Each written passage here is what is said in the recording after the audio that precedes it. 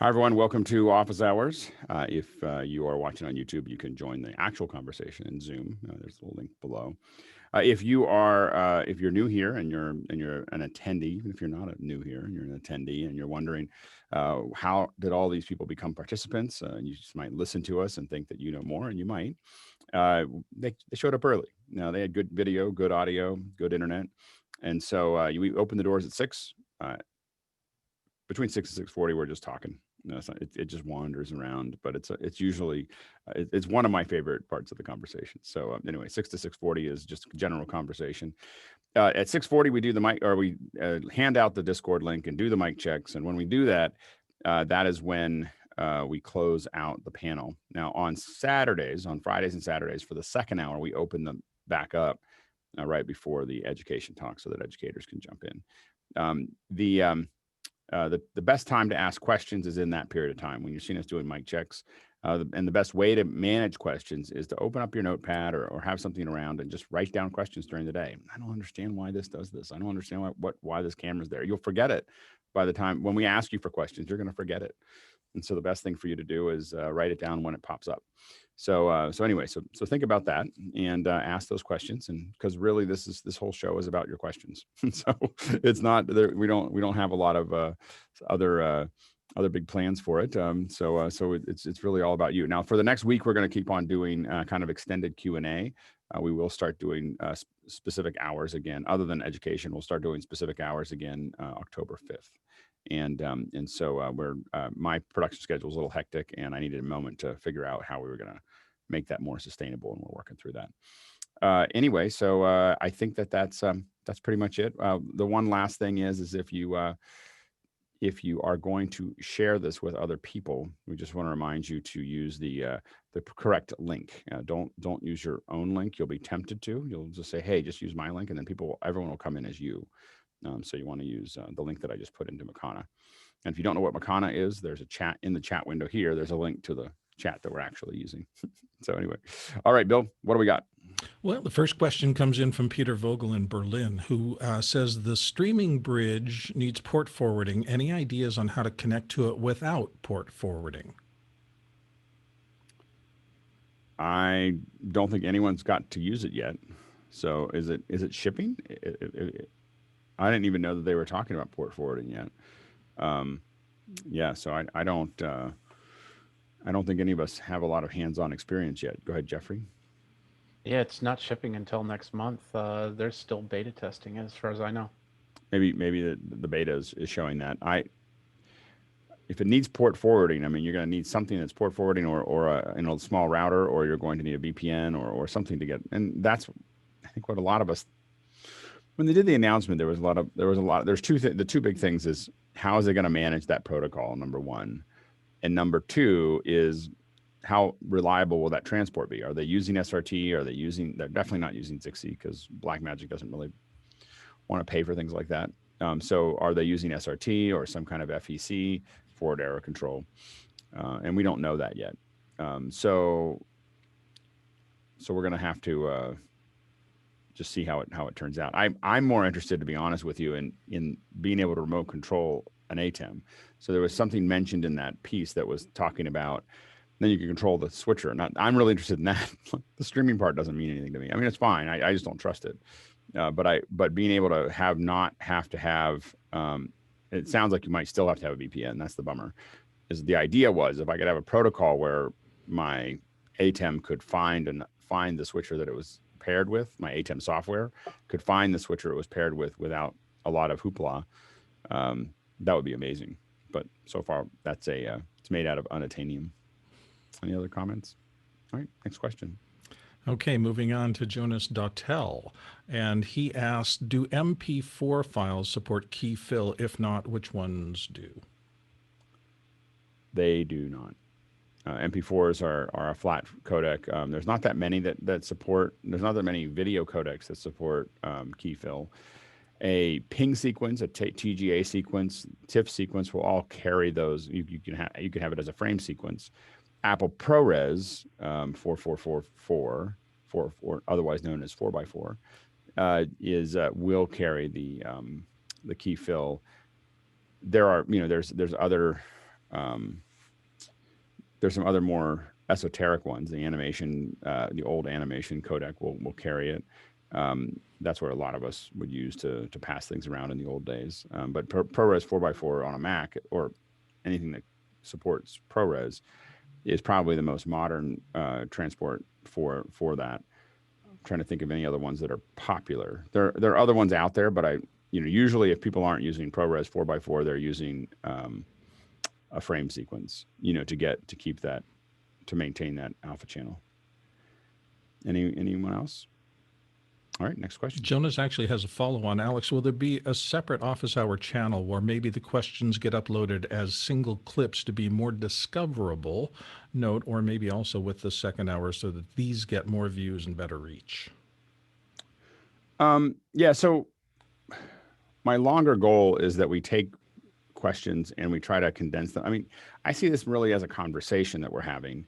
And I guess I feel like I wouldn't necessarily want to cut this stuff out and put it up as much as I would want to take the ones that are the most popular and most useful and build little 1-minute videos that are, good answers of, wow, that was a gem type of thing. I do think that I think that one thing that helps a lot is Jeffrey's indexing of the files so people can find them. I think finding better ways to make that easier. I'd rather index the files here and maybe even build some kind of database that would give you links to that or something like that on a web page so that you could find them within this. I think makes sense. I think cutting them out, it'd be hard to, I don't know if it'd be a high quality experience for the viewer. I think that's the thing that I would be concerned about. But definitely taking things that we're talking about here, things that have become known, especially. There's certain things that, we all decided that the Pile mics are really good, or the US or the mixed pre's or the Brios or those types of things. As we've gotten to a point where we're standardizing on, or Lazulite gray screens, those types of things. I think getting those on a page, I think is going to be something that's important. And definitely by the end of the year, we'll have a website that's kind of accumulating all of those things and putting them up there. And hopefully in October, my schedule is unforgiving until the first week in November. And so I'm just trying to get to that point, and then I have big dreams after that. Anyway, go ahead, Sky. Well, Alex, we expect you to do everything. No, we don't. Actually, to that point of the metadata, Jeffrey, and the archiving is amazing, and the screen scrape of all of the chat that have the questions and some of the time code in it is also sitting hopefully right next to the YouTube chat when Jeffrey posted in Discord. So there is kind of a meta.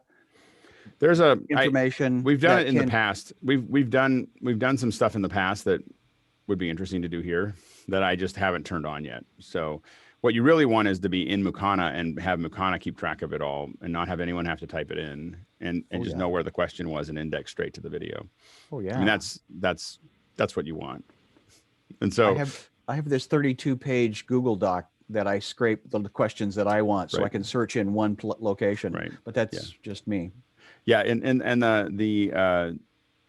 So there's definitely a lot we want to do as far as figuring out how to codify a lot of this. And as we build the page, or the new channel, with October 5th will come it'll be a little bit of a shift, but it'll be to the new, we'll be moving away from my YouTube channel and into the Gear Media Tech channel.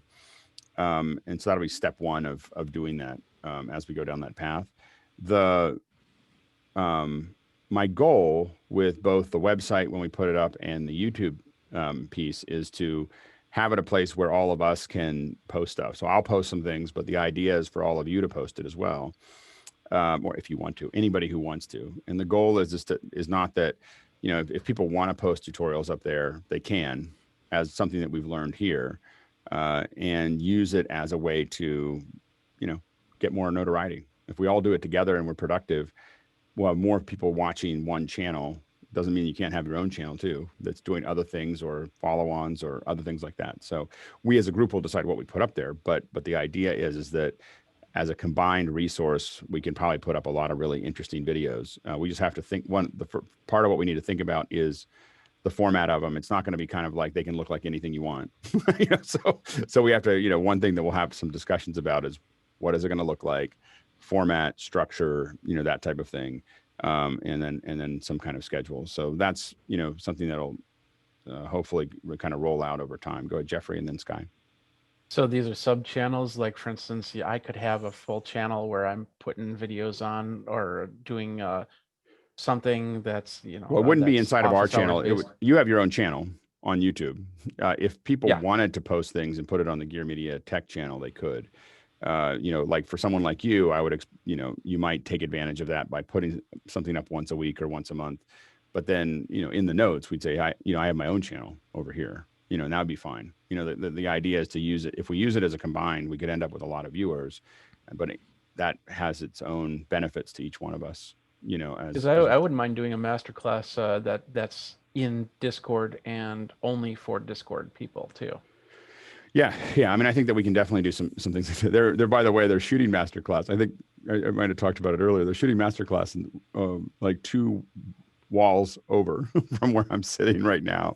And it's an eye opener. I won't be here for the education thing, but I got to tell you, it's an eye opener in what like when you think about really high end education videos. I think people think, even when they watch masterclass, you think there's like 5 or 10 people and a couple lights and a nice set. I can tell you that there are 50 people. Like, it was hard to find parking here. The crew is like 50 people to shoot one masterclass. They have a COVID tent where they're testing everybody every day as they walk in. It is a huge infrastructure for one of those, for just one masterclass. It's quite a thing. Go ahead, Sky. Who are they shooting, or can No you idea. tell? Okay. I don't know. In my business, you definitely get you build up a capacity to not be interested. Other than I heard someone say it was masterclass. You don't start getting nosy. People don't get work anymore. Steve Martin's already been done, but Yeah, I guess exactly. to your point of this building a October 5, brother, like you have nothing else to do in your world. Amazing. Well, we're not Okay. doing all of it October 5. The goal is to have it. The only thing I'm doing I just want to make sure I manage everybody's expectations. My goal for October 5 is that this stream will go to the new channel. That's fair. That's it. That's fair. That's fair. But then as a group, the goal is to over the end of the year, over the next couple months, is for us to start thinking about. And the coffee thing was a little bit of that Sure. Thinking about it, of like, how do we as a group think about how to describe things. And then, what I definitely want to make sure of is that when someone comes to that page, they see something that's relatively consistent and high quality. And so we may require people to do it a couple times if they're getting started.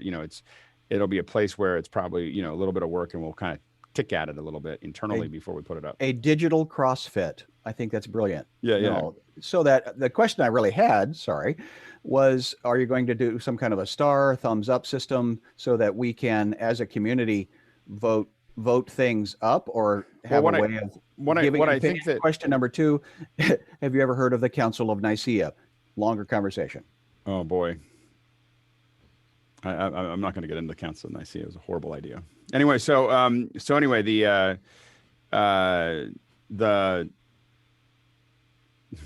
anyway, so sorry. Where I grew up, that's a very controversial council. Sorry.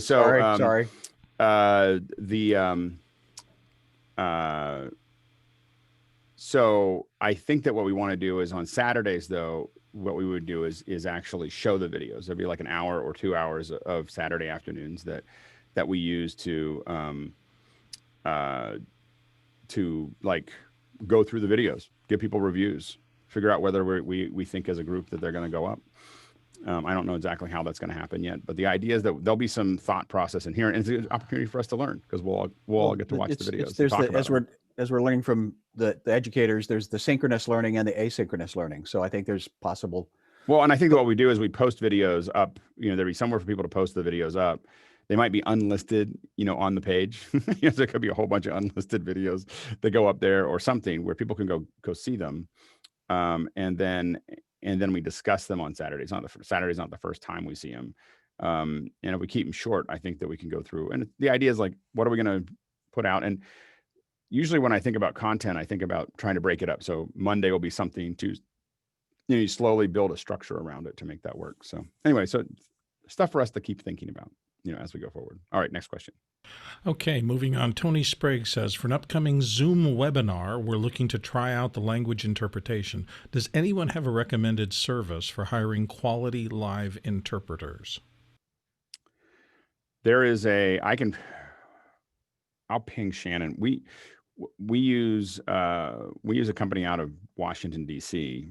The places that you find a lot of really good interpreters are D.C., New York, and Geneva. so the reason is because of the and Brussels. Brussels has a lot, and it's because there's a lot of meetings with a lot of people in a lot of languages. There's heavy support for the UN6. So the UN6 languages, you'll find lots and lots of interpreters. When you step away from the UN6, it falls off really fast. So what you'll find is that captions are really easy to do live in English. They're relatively easy to do in Spanish, and that's because of the US laws that require it. Once you drop away from those two languages, it becomes very difficult to do captions.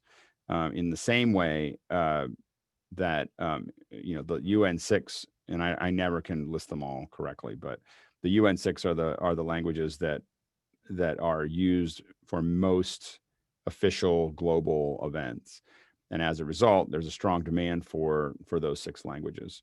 And so those tend to be the ones that are most supported. If you're going into other things, and you can do a lot of languages, I think that the Dalai Lama, they're up to 18 languages that they're doing. And we had a team here that worked with his team to figure out how to get that all working remotely, so that they're all on Unity Connect, all pulling them all in.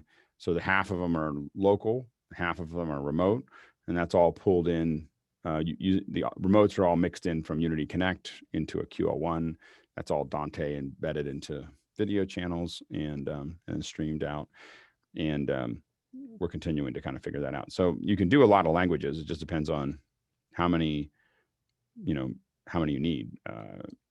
I find that more than 6 creates less than 6 or more than the UN6 creates a lot of political conversations. So 6, you just when you talk to someone and they complain that you didn't do their language, we're like, oh, we just did the UN6. Like we're just we're just following the rules. You do less than that and everyone complains. You do more than that, oh my gosh, everybody thinks that they should have their own language managed. And so it just becomes this you have to. It's less of a technical issue and more of a political one. But I'll try to get the language up on Discord. What service we use. I know that we order them. We had them. The next thing you want to talk about is like you can get all those interpreters. Translation is text. Interpreters is voice. But you can get all those interpreters, but then you have to figure out how to mix them in. And they've got punch ins and punch outs. We don't like to use those. We like to put them on an SM58 or a really nice headset and get really good audio back. And a lot of them will come with really cheap ones. And so you can get really good audio from them back. And then we mix it in. Sometimes you give them the punch in and punch out, but we often ignore that and just record the whole thing and mix it later. Go ahead, Paul. Yeah, this is just a question on what you just said. What's the link to Unity One and the Dalai Lama, the work you're doing with that? Do you have any pointers to that? We're gonna talk more about it when it's complete. I think that there was a big push. We talked about it a little bit in one of the sessions. I don't know whether that was before we started putting them all on YouTube or not. I know that we had a 1-hour discussion. If someone finds the date on that, I'll go back and find it. But and it's kind of a work in progress. But I know that Tucker really took kind of a lead on that. Aaron Mailer worked on the internet infrastructure to get that to kind of sort out, and then Tucker spent a lot of time. But there was a whole bunch of people on that team that worked on that project. But we'll come up when there's going to be some updates on how we're doing it soon, and when we do that, we'll do another round of talking about it. Next question. So Guy asked what I think will be the most fun question of the day. Panelists, what was your first computer? Go ahead, Sky. A Macintosh 128, the very first. Nice. Had one floppy drive and one secondary floppy drive, and then a dot matrix printer. And I've been spending $3,200 every 3 years for the last 25 years. Same Kyle? exact price point, Right. different box. Kyle. Sorry, I had lost my button. My first computer that was actually mine and not one that I worked on in school, because I used to work on the old box Apple. I can't. Not Apple II, maybe. I don't IIe. remember what it was called. Yeah, for journalism, I did that back in school. But the first one I had was a Gateway 2100 that had I think 256 megabytes. Of hard drive or RAM? Yeah. Of hard drive. Yeah. That's great. Jeffrey. My family's first computer was Commodore VIC-20, which I learned how to do the coding from there. My first personal computer that was my own was an IBM PS2 with a 10 megabyte MFM drive in it, and it broke really quick because it was used. Lawrence and then Hosmuk. My computer was a Commodore 64 with a beautiful cassette tape player. Yeah. Absolutely. Yeah. Hosmuk. Apple II, 1983. I used to carry this with me when I was on call at hospital, and I would pray I wouldn't get called by sick patients, so I could hammer away on my Apple II. Stephen, and then John. Altair 8800 that grew into an MC 8085. Idelson. Heathkit H89 with a Zlog Z80 at 2 megahertz, and I built it with my own soldering iron. Oh, that's 1979. That's great. John Preto. In 1977 or 76 at CES, Commodore sold pets on the show floor. And my first couple lines of basic, 10, print John Preto's the best, 20, go to 10.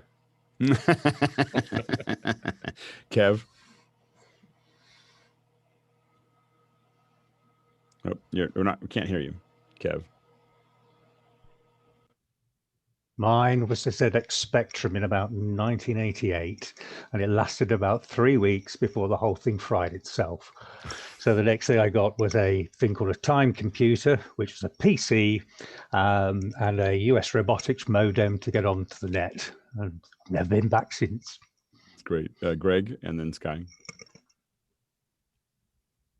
Yeah, I'm gonna be probably late to this party, but I think it was 95, and my first actual computer was a Tangerine iBook. Oh, nice. Hand me down from the wife. That's great. Sky. John Idelson, were you a part of the homebrew club? If you were in that San Jose area, I was in Chicago at the time, but okay. I know of that group. The other machine I played with was the Sinclair ZX81. That was another little Sinclair research computer. And there were home brew clubs in the Chicago area, but California was where it was at. Steve, yes. And then Guy. Steve Cotton, and then Guy. I have the pleasure of having a K-Pro. Oh, yeah, I forgot about that. The old K-Pro, and then a couple other machines, but evolved to the Apple Lisa, finally. Yeah. Guy. I have it right here. My first computer in 1985. My dad just gave it to me. He had it in his closet. So this thing's from 1985, Commodore 64. That's and awesome. At the time, I didn't have the disk drive, so I still remember getting printed magazines where I had to type out all the code line by line. So many hours were spent typing on this. And if you made one mistake, it didn't work. Go ahead, Kyle. Wasn't there also, with the Commodore 64, there was the disk drive, but before that, wasn't there the tape? Like you would have to turn the tape over, like an old tape. Yeah. Reel-to-reel tape. Yeah. Paul? My cousin had it. Yeah, late 70s was the TRS-80. I'm pretty sure that was my first computer. And then in the early 80s, I worked at BPI Systems in Austin, one of the first software companies. And IBM brought this machine over and said, test this out, guys. And that was a pre-release IBM PC. Yeah, the first computer that I actually used or programmed on was a Trash 80 or TRS 80. And then my first computer that was got for it was purchased for the family, but it was really mine, was the Apple IIe. I think in 1982. Franklin, there was a company called Franklin that was doing knockoffs of Apple IIs, and there was a reseller right below my dad's law firm. And so my dad would go in and work on Saturdays, and I would be downstairs, typing away and learning on the Franklin and typing all the stuff up. And so I knew what it was. I knew what the Apple thing was. And I think I stopped eating. My dad just was $2,000. He was not going to spend on a computer.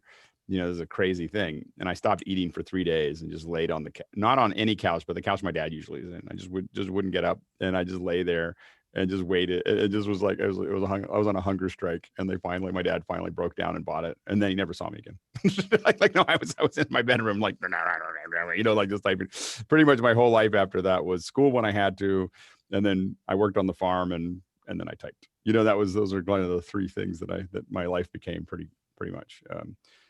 Sky and then Bipple.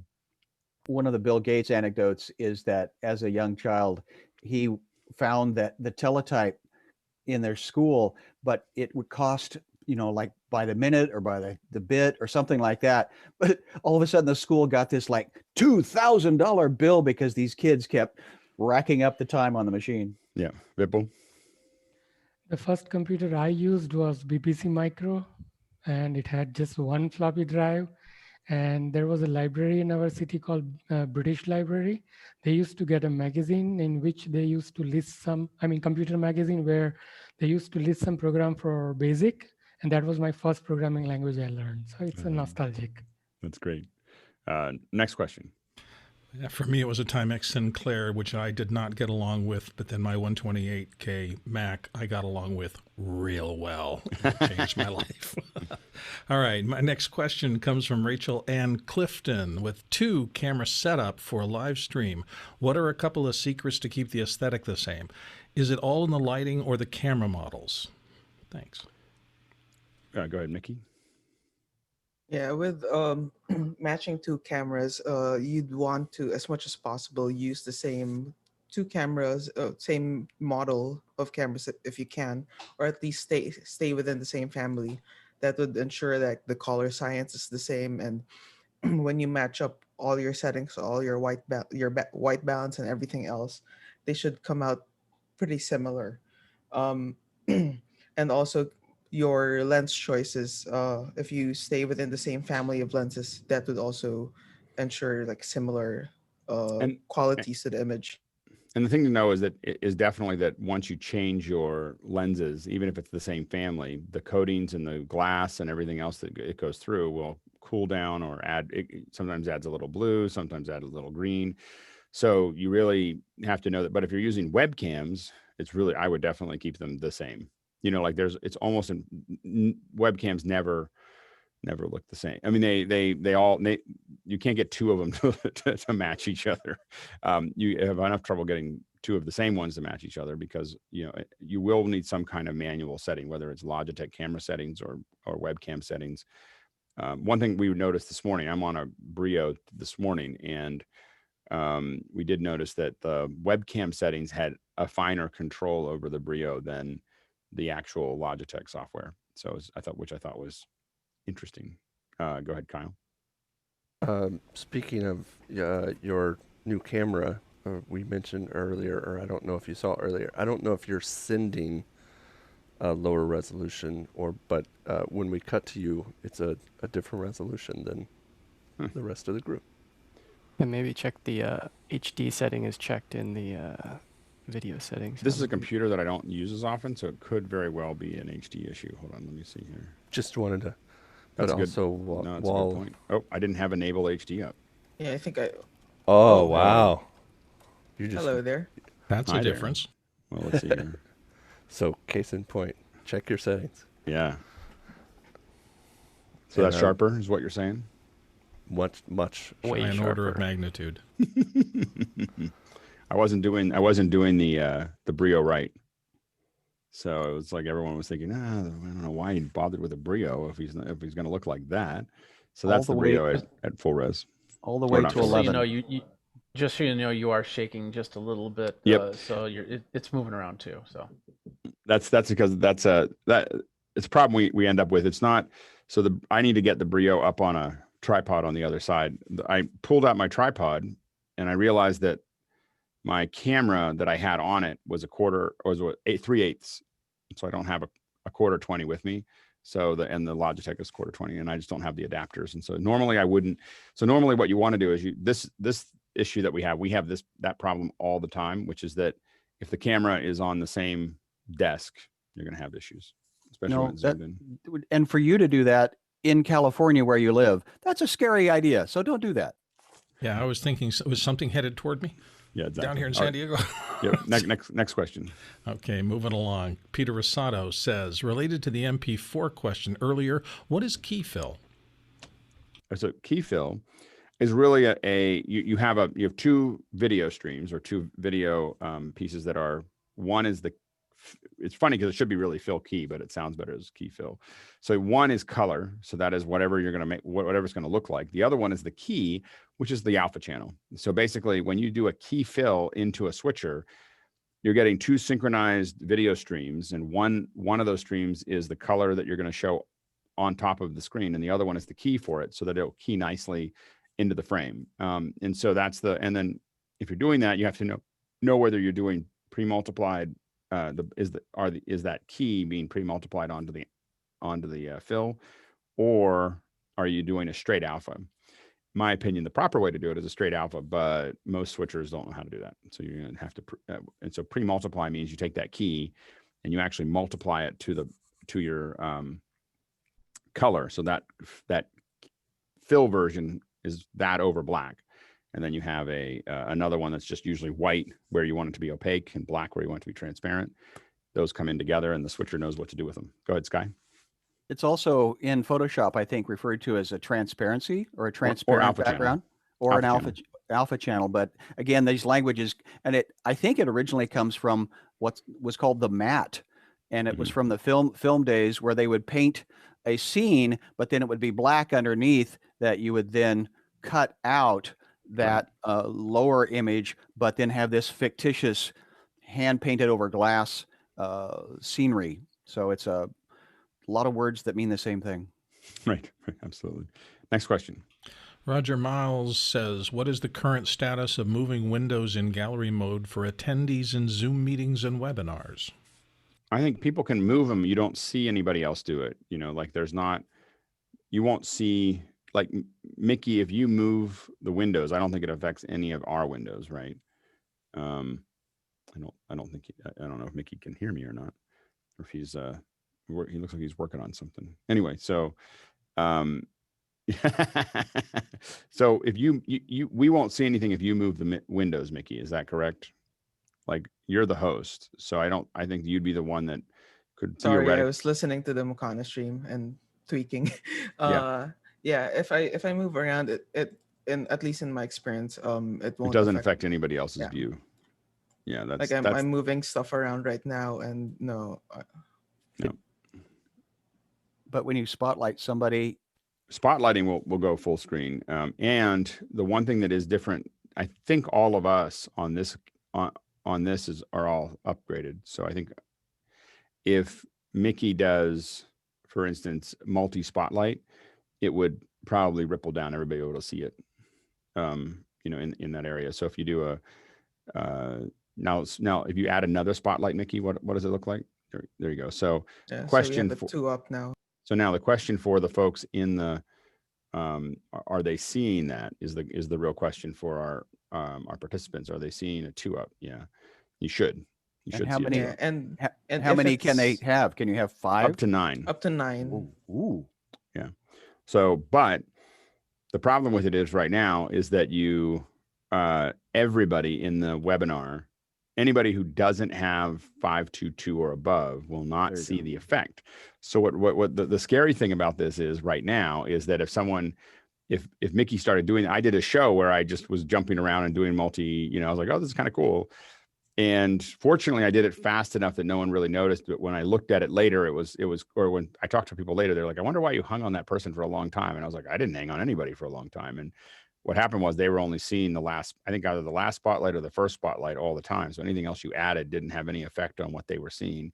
So anybody with 522 and above saw it, and anybody below that didn't. And if you're on the web, you should just turn off. I mean, don't let people join Zooms on the web page, because it's just a horrible experience.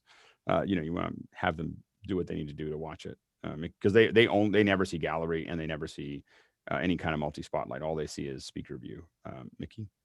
Yeah, just to add to regarding the multi-spotlight, the streams going out to YouTube, Facebook, and whatever custom RTMP stream that you do. And also, this is also the same with iOS devices. Is when you multi-spotlight, it will just do regular spotlight, but only between those individuals that you multi-spotlighted. Right. Yeah. The what was I gonna say? One of the things that's really needed for Zoom, I was really thinking about this, is to have a clean aperture of the participant view. So a window that is just this, like what Mickey needs right now is not to have to open another account just to watch what he's cutting. You need a window that you can open that is like, this is what's going out into the stream. The better piece of that would be, I can send that window out of an SDI signal, or I can send it out of an HDMI as clean aperture. Like, it doesn't put anything on it, doesn't do anything with it. It just pushes it out. So I see a decklink card, and when I send it out, it's not a screen scrape. It is literally just give me an output, whether it's an HDMI or an SDI, and I'm going to push that clean out. And what that would allow for is for people to easily add it to their shows, because then you could be cutting what you have inside of the Zoom, but people could add graphics and play out and everything else to a live stream. It would be a really useful tool. Anyway, next question. Paul Wallace from the panel is asking, where do you all get your tech news? So this will be an interesting round robin. I the vast majority of my tech news and what I know is from this group. Like at this point, it's faster and more effective to be between the Discord and us talking about it every day. I think I get 90-95% of my tech news from us talking every day. The second place that I go is TechMeme for tech. So techmeme.com. It's kind of an aggregator of tech news. And between those, that's what I pay attention to. Go ahead, Kev. I go through 30 websites every morning. I won't list them all, but the most useful place is Twit with Leo. That's great. You get everything up to date there, and you get the answer that you want. Good, bad, indifferent, he'll let you know. That's great. Yeah, Paul. I would second TechMeme, and then there's a couple others. There's Feedly and techurls.com, and then kind of a niche one. I think Guy Kawasaki started that. It's called alltop.com, and those all kind of neatly summarize all, you Engadget and TechCrunch and Wired and Mashable. I used to have. Does anyone still use RSS feeds? Yeah, you still. What's your favorite reader? I don't really use it. I mostly use those aggregators rather than a reader. Well, so long ago, whatever I was using, I think expired. Like they stopped building it, and then I just never found another one that I liked. But for a long time, I would find the pages, like whether it's Engadget and all these other ones, and I would just subscribe to those RSSs. And when I got up in the morning, me reading the newspaper, quote unquote, was going through that RSS that was just the combination of all those websites that I like. There's probably 30 or 40 websites, and I would just kind of read, drink coffee and read the articles. I use Flipboard a lot, so I use Apple News a little bit, but I'm pretty addicted to Flipboard. I mean, I've got a bunch of channels. Feedly is a RSS feed reader. Correct me if I'm wrong. Beju and then Lawrence. Yeah, Feedly is the one I was going to talk about for RSS. It's I forgot what they came from. It used to be another company. They transitioned into Feedly as a replacement. I think it was a Google News, basically for Google RSS read. Right. Feedly was the replacement. But otherwise, Flipboard seems to be the easiest. Flipboard and Google News, actually, because Google News really brings up a lot of stuff that's happening local to you. So sometimes stuff that won't show up in your normal feeds does show up there. Yeah. Lawrence? Yeah, I use Feedly, and on the Mac to read the Feedly in a native app, I use ReadKit. And also NetNewsWire came out of hibernation and is very good and free. I can highly recommend both. Next question. Christopher Barnett from Rockville and the DC area says, can we talk through an SRT workflow that sends an SRT feed from a desktop laptop using OBX or some other stable open source software? I've found info on great tools to use SRT from a mobile device, Larix, but not much information on a desktop or laptop workflow. Does anyone want to jump on that? I mean, I think it depends on what your receiver is. So you go ahead, Beju. Yeah, it's just basically on the desktop, like he mentioned OBS. OBS can send and receive SRT natively. On the Mac, that's one of the only options. You need to use that. And Rivet's got the new beta beta out right now for their contributor app. Otherwise, on Windows, you have a lot more options. You have vMix, obviously. You have OBS. If you're using one of the third-party services like SRT Mini Server or from Gamin Apps and a few others, they have their own contributor and receiver apps as well for it. But it still seems to be quite mobile. We are looking at that right now, and there seems to be options, but it seems to be really focused on Windows and especially using NVIDIA graphics cards for using the H.264, H.265 encoding. Right. Next question. The next question comes from Tony Mobley. I have an old Radio Shack mixer. Will it work with the ATEM? Most of these mixers, I mean, you'll have some kind of probably an 1/8 inch jack out or 1/4 inch that might have to go down to an 1/8 inch jack. Most of these will work. The thing you need to know is that when you have those less expensive mixers, that you just end up with a lot of noise. There's the noise floor on, especially older, low cost mixers is very high. Oftentimes negative 35, negative 30. I mean, you can definitely hear some hiss that's in there as you start to add those. And so that's the thing you want to look at. Everything is in the preamp, and a lot of the more modern ones that are roughly the same price in the 50 to 60 range have gotten a lot better. So if you're older plus less expensive, the old Behringers, for instance, are horrible. Like they're just, really, really messy. But they got a lot better. So I think it will work. I think that the question really will be is how noisy it is as it works. Go ahead, Mickey. Yeah, I mean, yeah, it could be noisy just because it's a little more affordable, not the most higher end components are inside of it. But just keep in mind, like if you don't have a 3.5 millimeter output or an RCA output, you can get the tap from one of the balance outputs.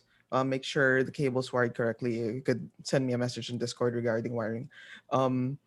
And if you do that, you have to ensure that you are setting your master fader a little lower, because those balance outputs would most likely be sending a professional line level out, and the ATEM takes consumer line level in, which is significantly softer than professional line.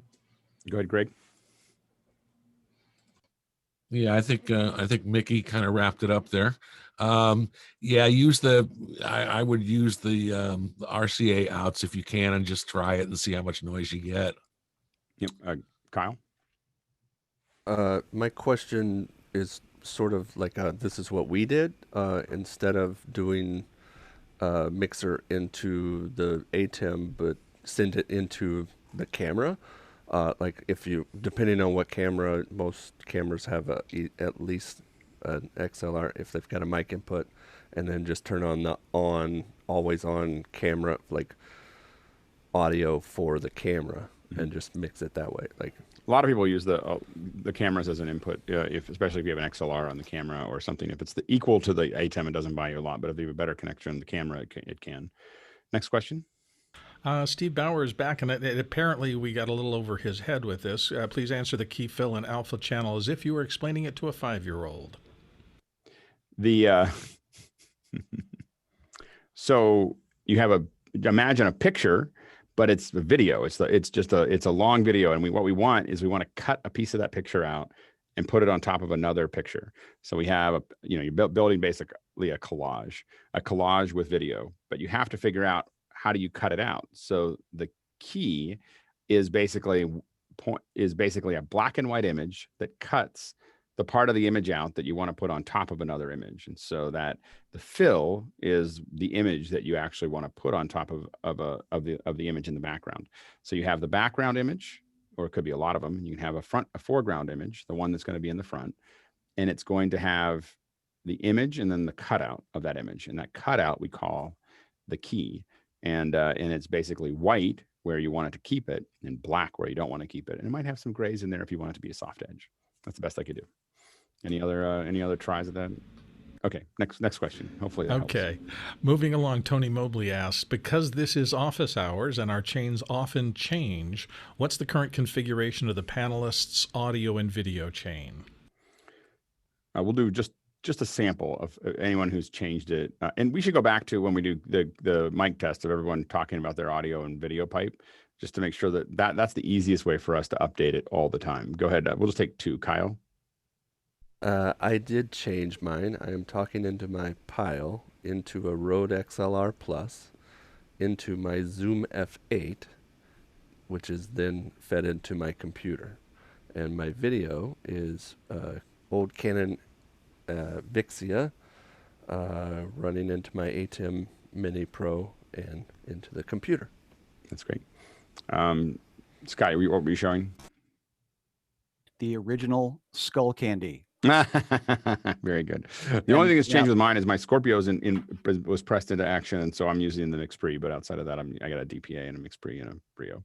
Now running through a Countryman into a MixPre, USB-C into a back 2019. Next question. Tony Mobley is here with, because, oh, wait a second, I already did that. David Hutchinson, in the view of the panel, what's the best pay-per-view platform?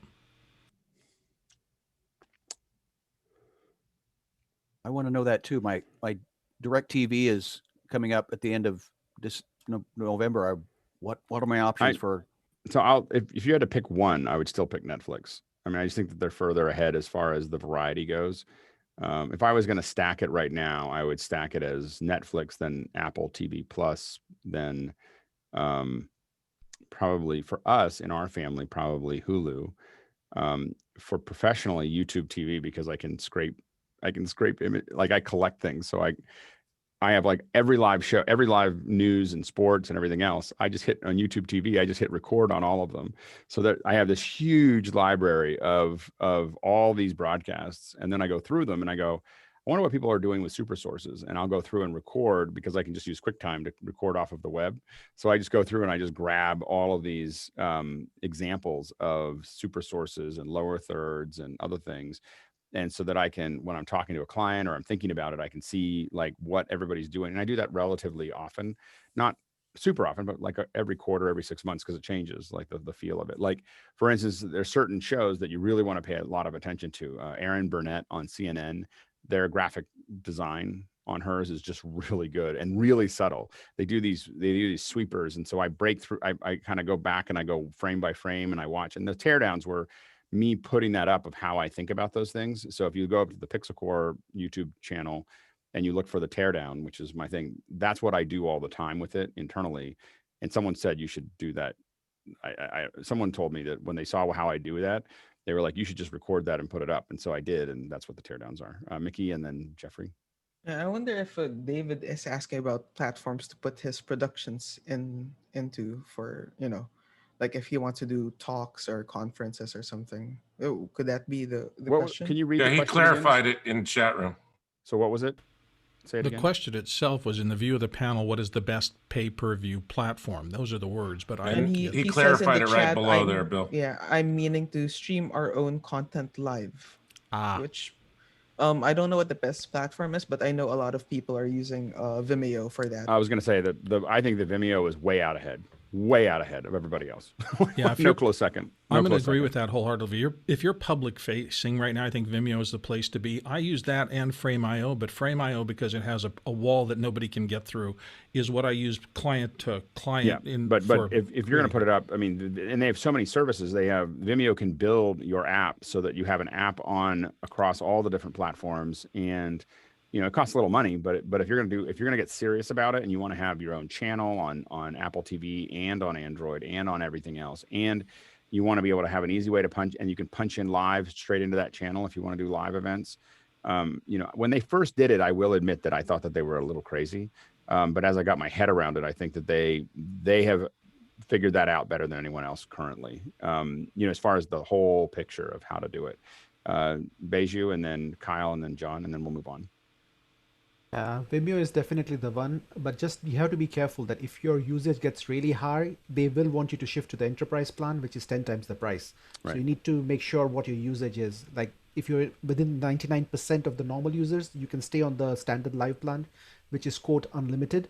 But as soon as you get heavy usage, they will ask you to shift up, which is about, I think, $1,000 a month. So about 10,000 per year. Second option is Boxcast, which does a really nice white label service as well. And they have, like, if you want to do some delay, like you can do rebroadcast like you can with Vimeo, but it's more flexible. And if you want to do rebroadcast later on, live rebroadcast as well, they have that as an option as well. And it's pretty nice. That's great. Kyle, and then John. I was just going to follow up question. You mentioned setting up channel and the apps and stuff. Would you, just because there's a lot of, I work with several brands, and none of them are big enough that they would want to set up their own app theoretically. But is it possible to like set up, a main app that then several brands work under in the Vimeo the big thing infrastructure? is that the Vimeo will do it for relatively inexpensive. I mean, it's a couple $1,000s or whatever to get the channel up, and then they have their own channel. To build your own app that does it is hundreds of thousands of dollars. It's a big number. Vimeo has basically streamlined that to less than 10 to basically have all these platforms that are serviced and put together. Go ahead, John. I wouldn't. You could build. The answer is yes. If you have a bunch of brands that are like each other, there's a bunch of opportunities there, and it's something that I'm thinking pretty hard about. Anyway, go ahead, John.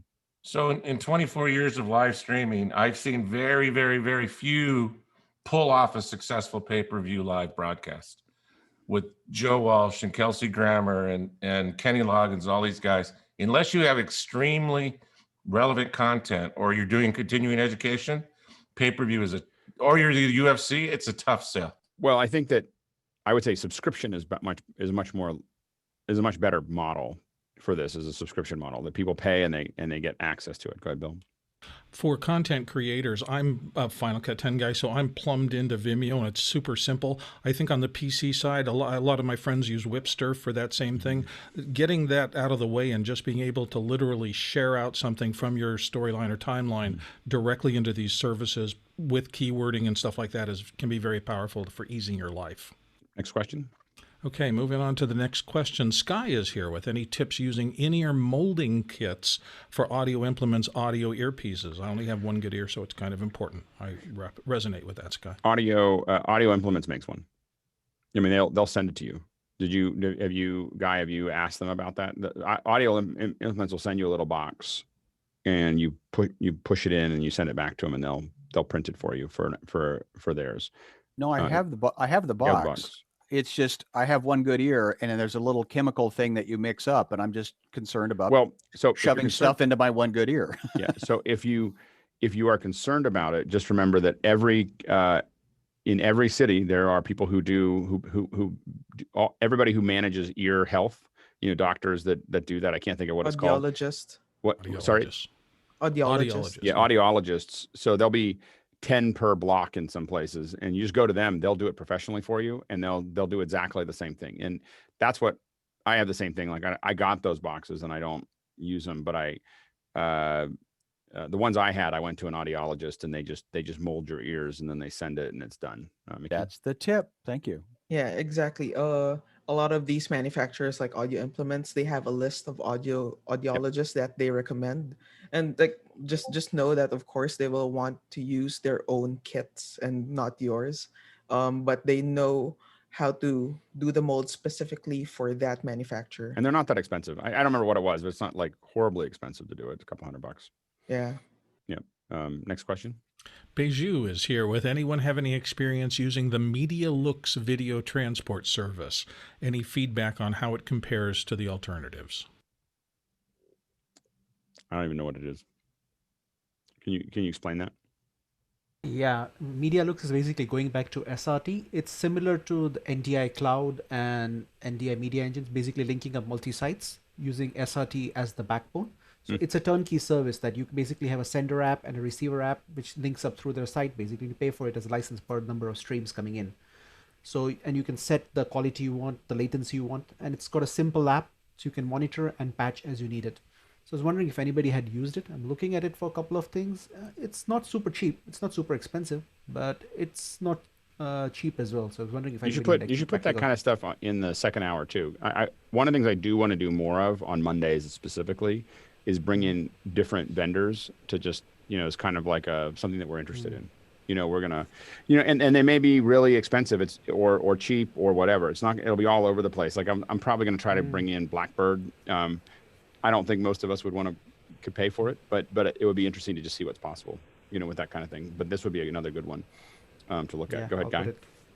Yeah, Jeff Keithley, when I asked him about it, he said it was solid. Eric Pratt of US Broadcast is the US distributor. He would be a great person to bring on for a second hour and discuss it. Well, let's get those in the second hour suggestions. Yep. Next question.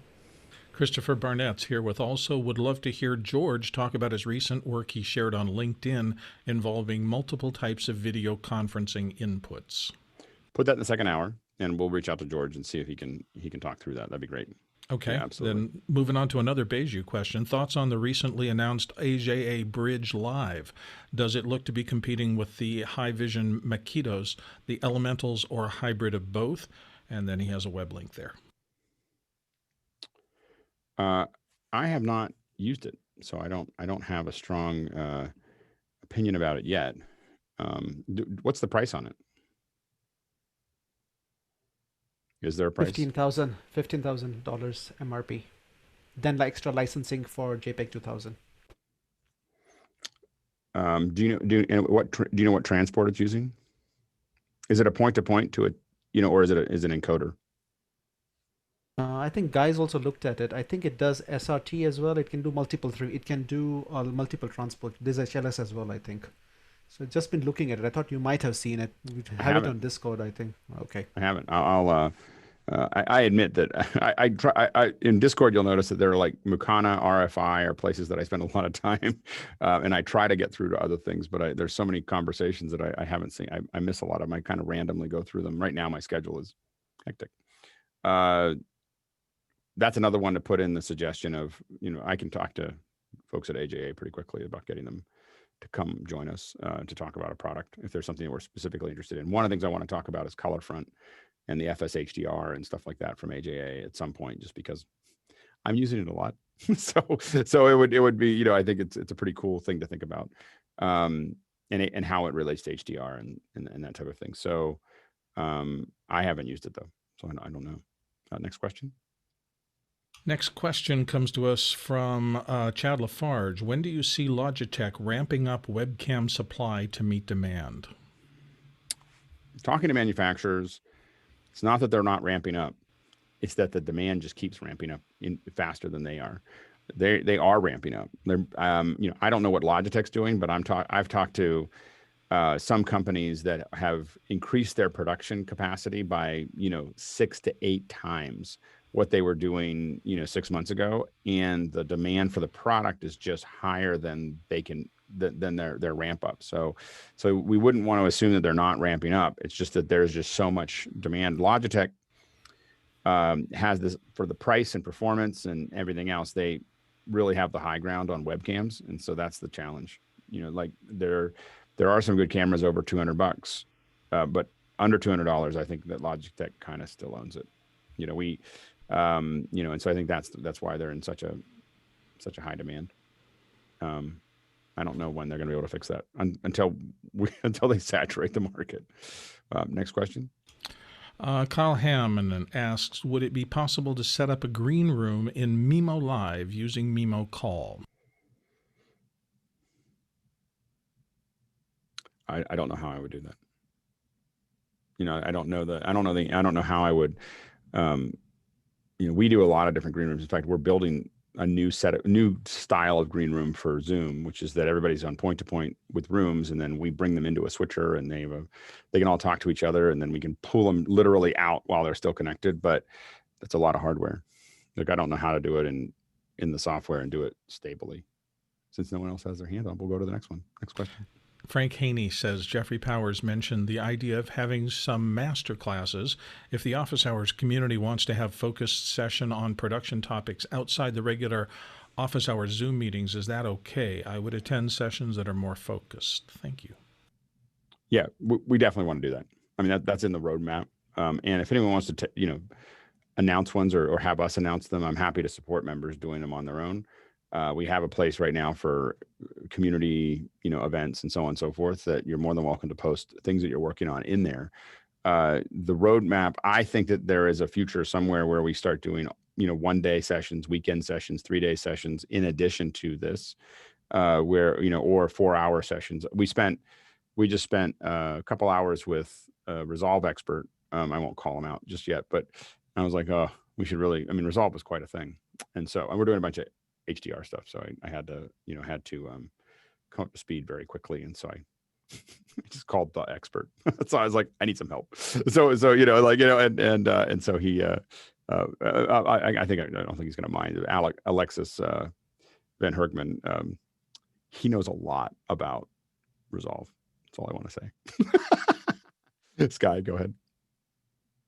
The other day when Chris and I wanted to just share some ideas, and he posted an after hours link, all of a sudden we had almost 20 people that showed up at 10 o'clock. It was like, wanted to learn about editing. So there's interest in specialized things.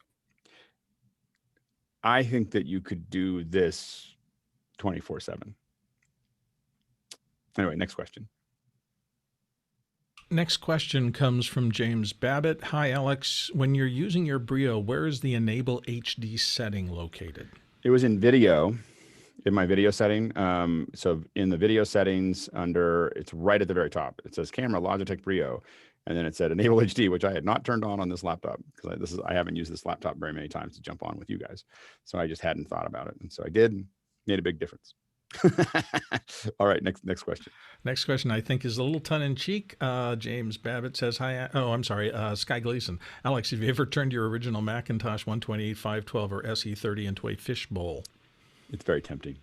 I've done it. I want to, but I feel like it would be some kind of sacrilege. That's all I'm saying. I just can't. I can't do it. A school got rid. They were dumping them. They were physically throwing them and leases, and it was. But it's like, okay, we used to make vases. We used to make vases out of records, because we got so many of them a day, and they weren't very good. A lot of them weren't very good, and we'd make shot glasses out of CDs, and you just do them over a gas stove. You just heat them up and they get all soft, and you take 2 7-Eleven cups and you squash it between them and then pull it out. It's a nice little vase. We can send them to people. Go ahead, John Preto, and then we'll move on.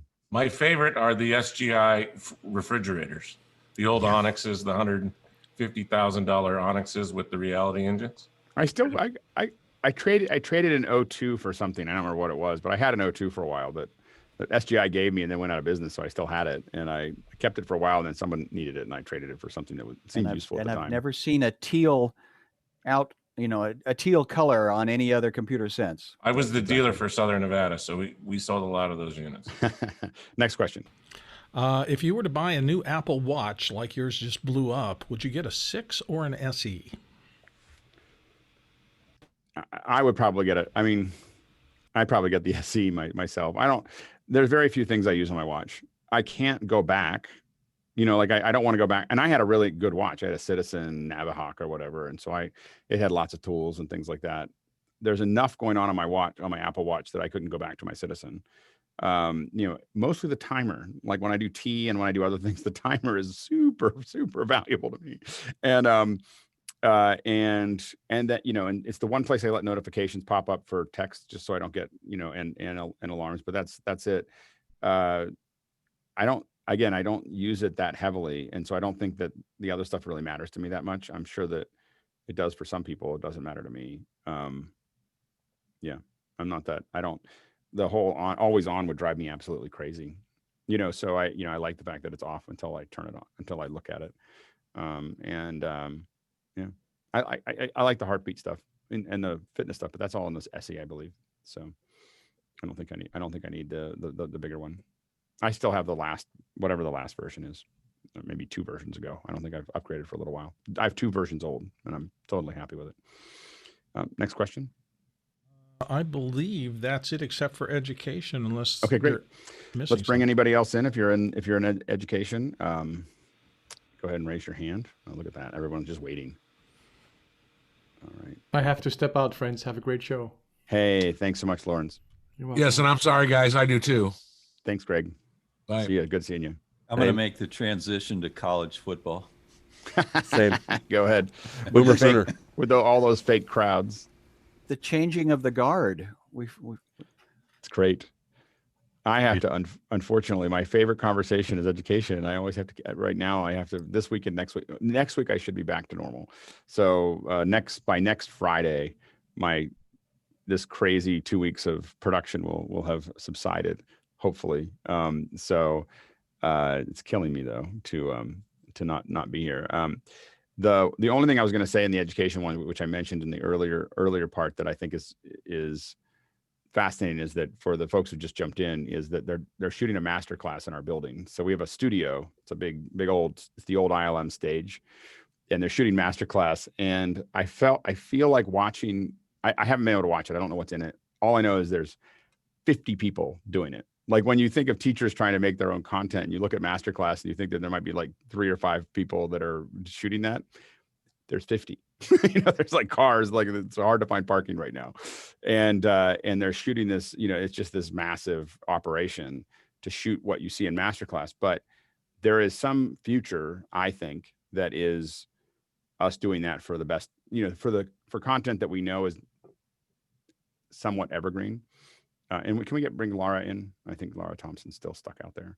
I don't think I have the access to do that right now. Anyway, so I just wanted to share that. It's cool.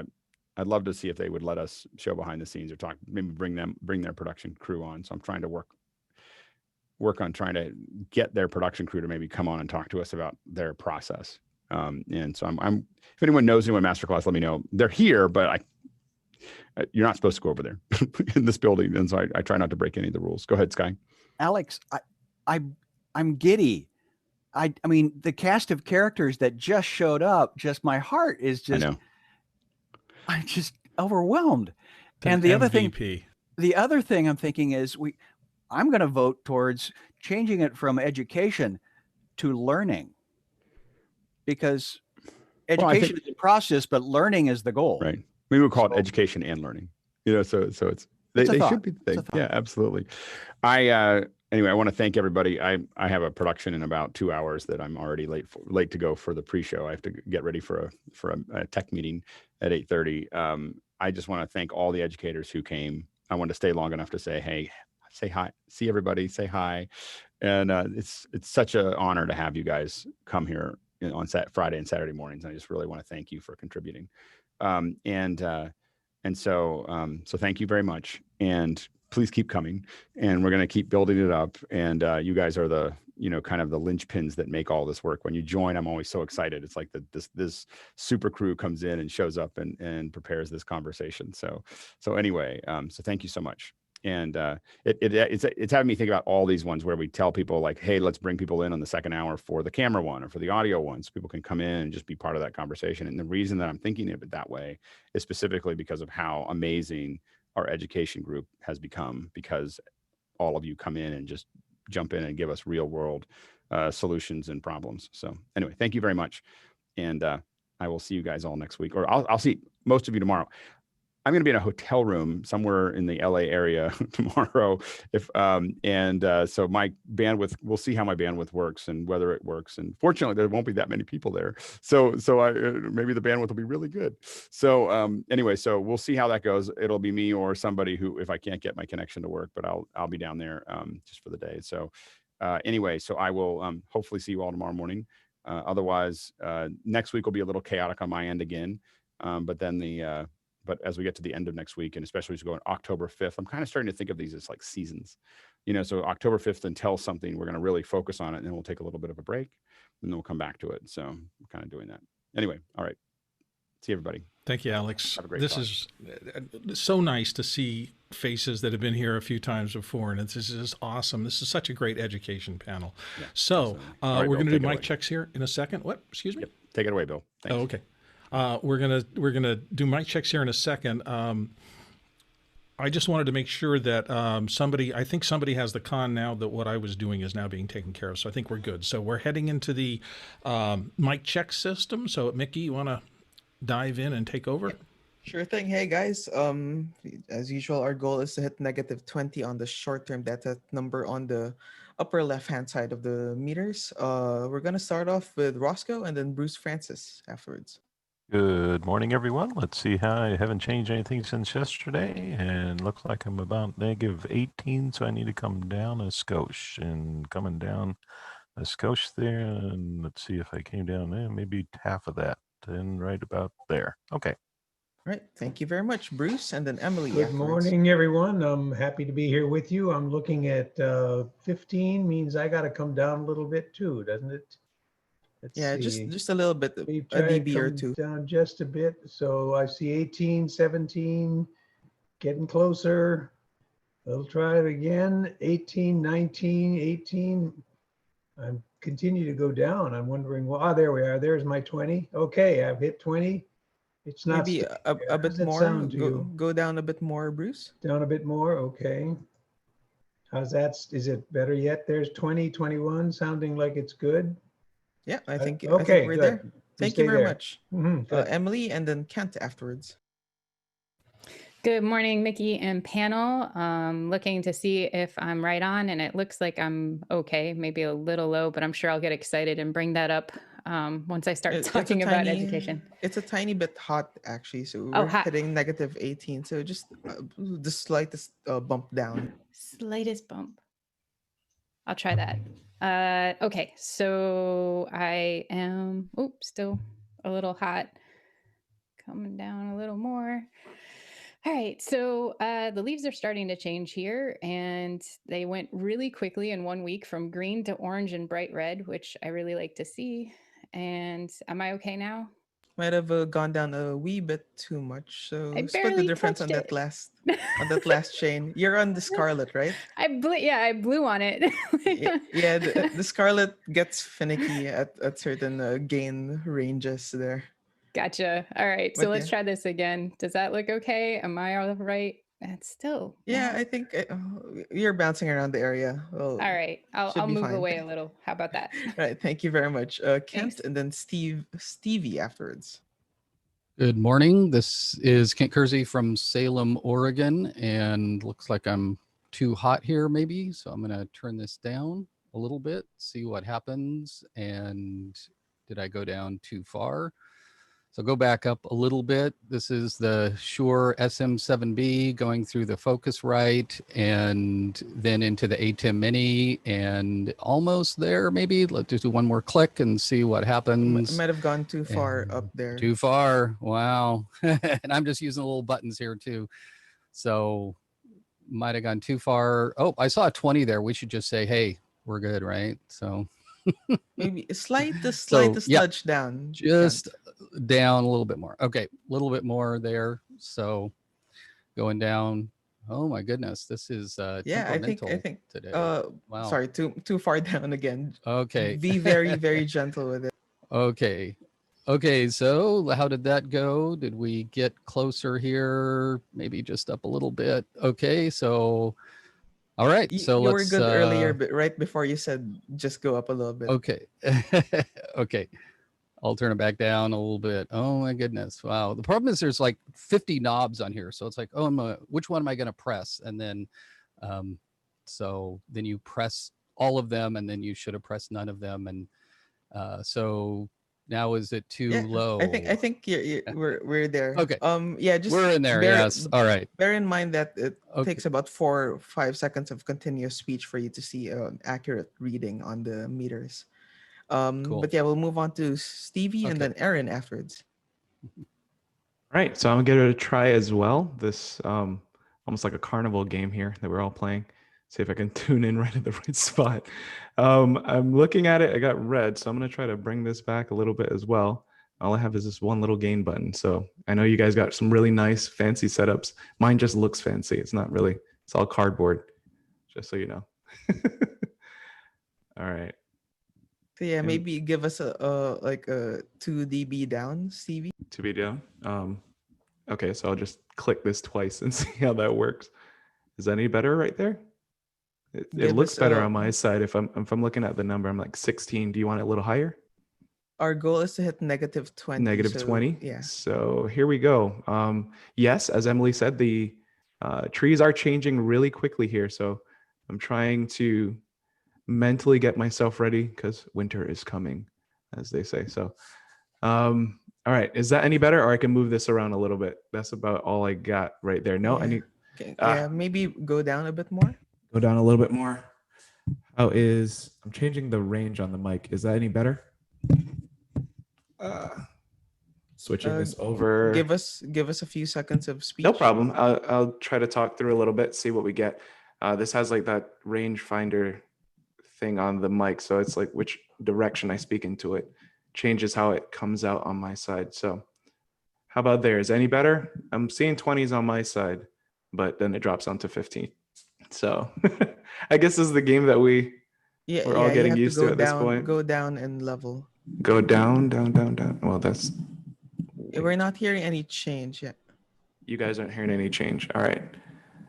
So my gain is really high on this one. No, you have to go down. Go down? All right. Yeah, you have to go down. I'm bottomed out here on my gain now. Is that...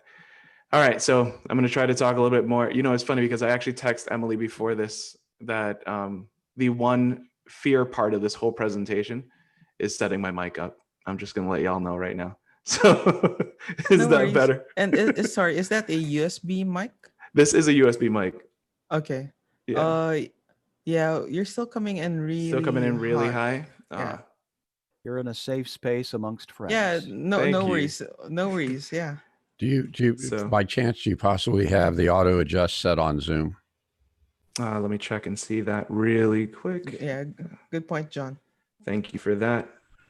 And Stevie, every single one of us went through this when we first got to office hours. definitely. Every single one of us. Yes, we did. Yeah, okay. So I don't feel as bad then.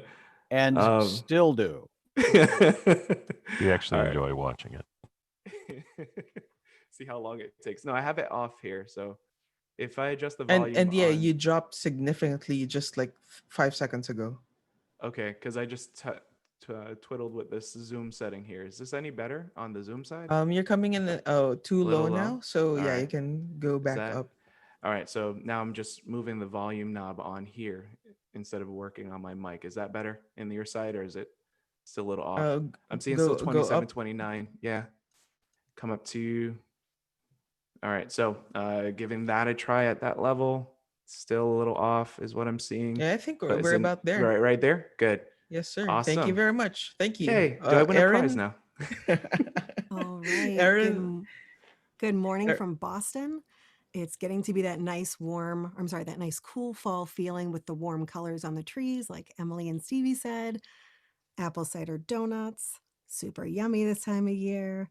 How is that? We Do you need could more? take maybe 2 or 3 dB up from you, Erin. Okay. Let's see. It's a little bit warm this morning. Hopefully it gets cooler again. Let me see. Yeah, just give us 5 seconds of speech there, Erin. Sure. So I've been teaching remote third grade this entire week, and we've had a much better week. That boost that you gave us earlier, just split the difference on that, and you should be good. Okay. So I think we're good with teaching third grade this week, and we're starting off all new things and trying new things, and hopefully the kids are enjoying it as much as I am. All How right. is that sounding? Yeah, Erin, just the slightest nudge down, but we're gonna move on to Chris Clark and then Laura Thompson afterwards. Good morning from Tempe, Arizona, where the Pac-12 has announced that it's going to resume football games later in October or maybe even November, which is a little bit like giving skateboards to 70-year-olds and turning them loose in a skateboard park and hoping for the best. Alrighty, thank you. That's a good check, Laura. Everybody, it's been a while, and this is like seriously low. Let me get to my audio settings here. Try that. Check, check. Okay, keep coming. A little bit more.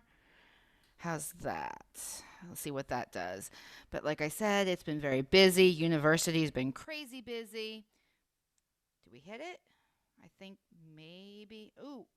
Whoa. Okay. Do you have No, I automatic don't. mute? But all I have is my settings inside of Zoom, so I'm trying to like play with the slider. See if that does any better. No. Okay. I Yeah, had we need constant speech for it to get a reading of your level. Okay. 1, 2, 3, 4, 5, 6, 7, 8, 9, 10, 11, 12, 13.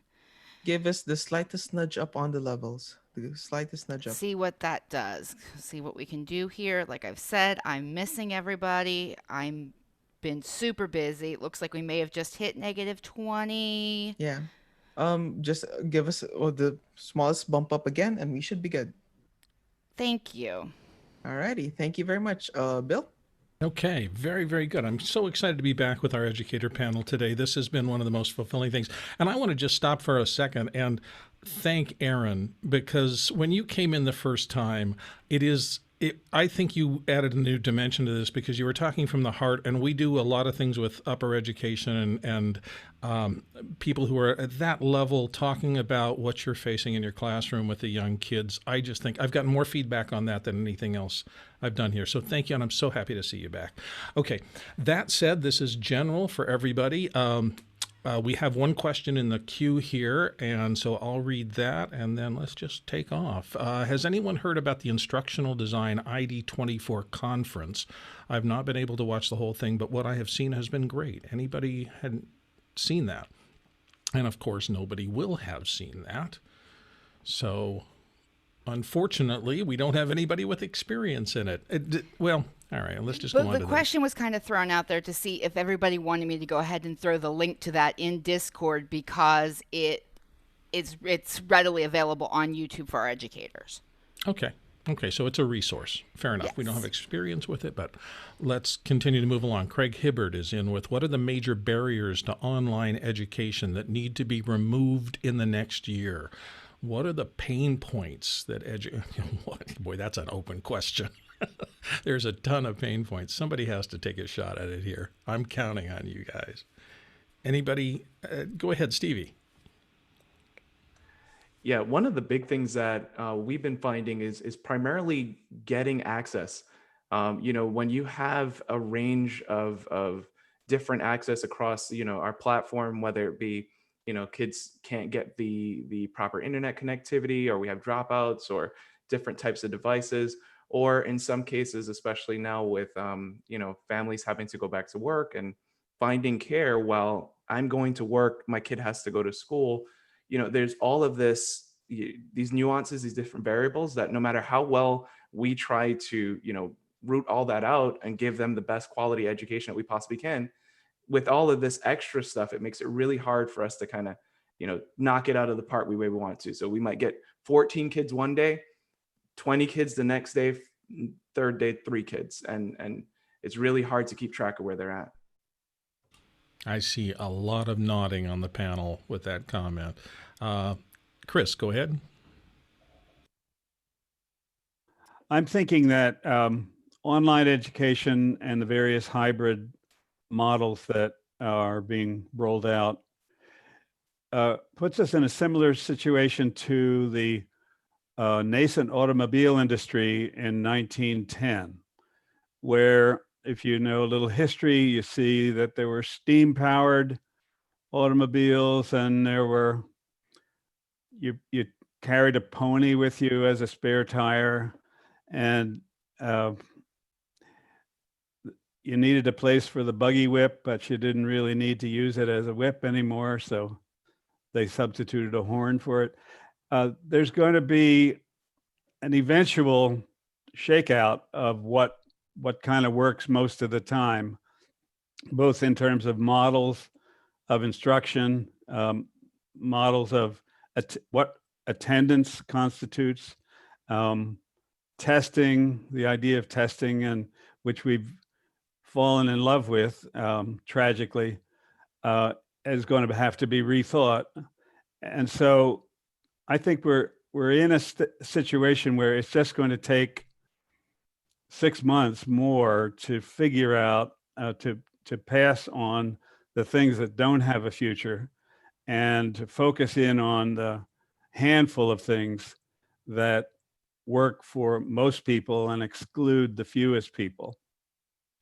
Okay, I saw Bruce next, then Emily, then Sky, and then I'll get to John Prado. Go ahead, Bruce. My sense of one of the barriers, at least at the college level and possibly at the secondary and post-secondary, is the idea that we have in this country that a lot of education is about social interaction, physical opportunities to work together, to get together physically so that we learn how to communicate. And online does not allow very well for that possibility. So somehow we'll have to either change our views about what education should involve, or find ways to make the online experience able to handle some of those social interaction learnings that everybody has to go through. Yeah, socialization, that's a hard thing. Emily?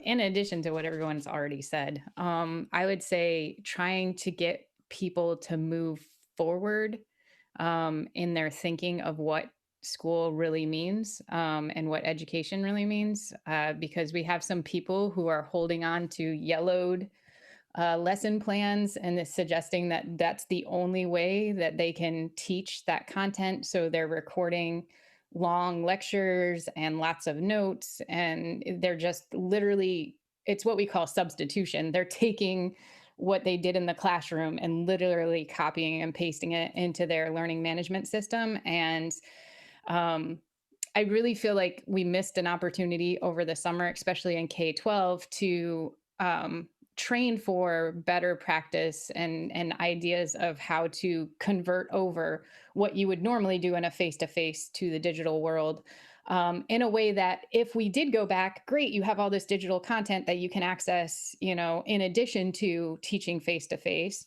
But instead, we spent the entire summer going, what's going to happen? What's going to happen? Are we going back? Do we have to plan? Do we have to plan? What are we going to do? Are we going to do this? Are we going to do that? And no one had an answer.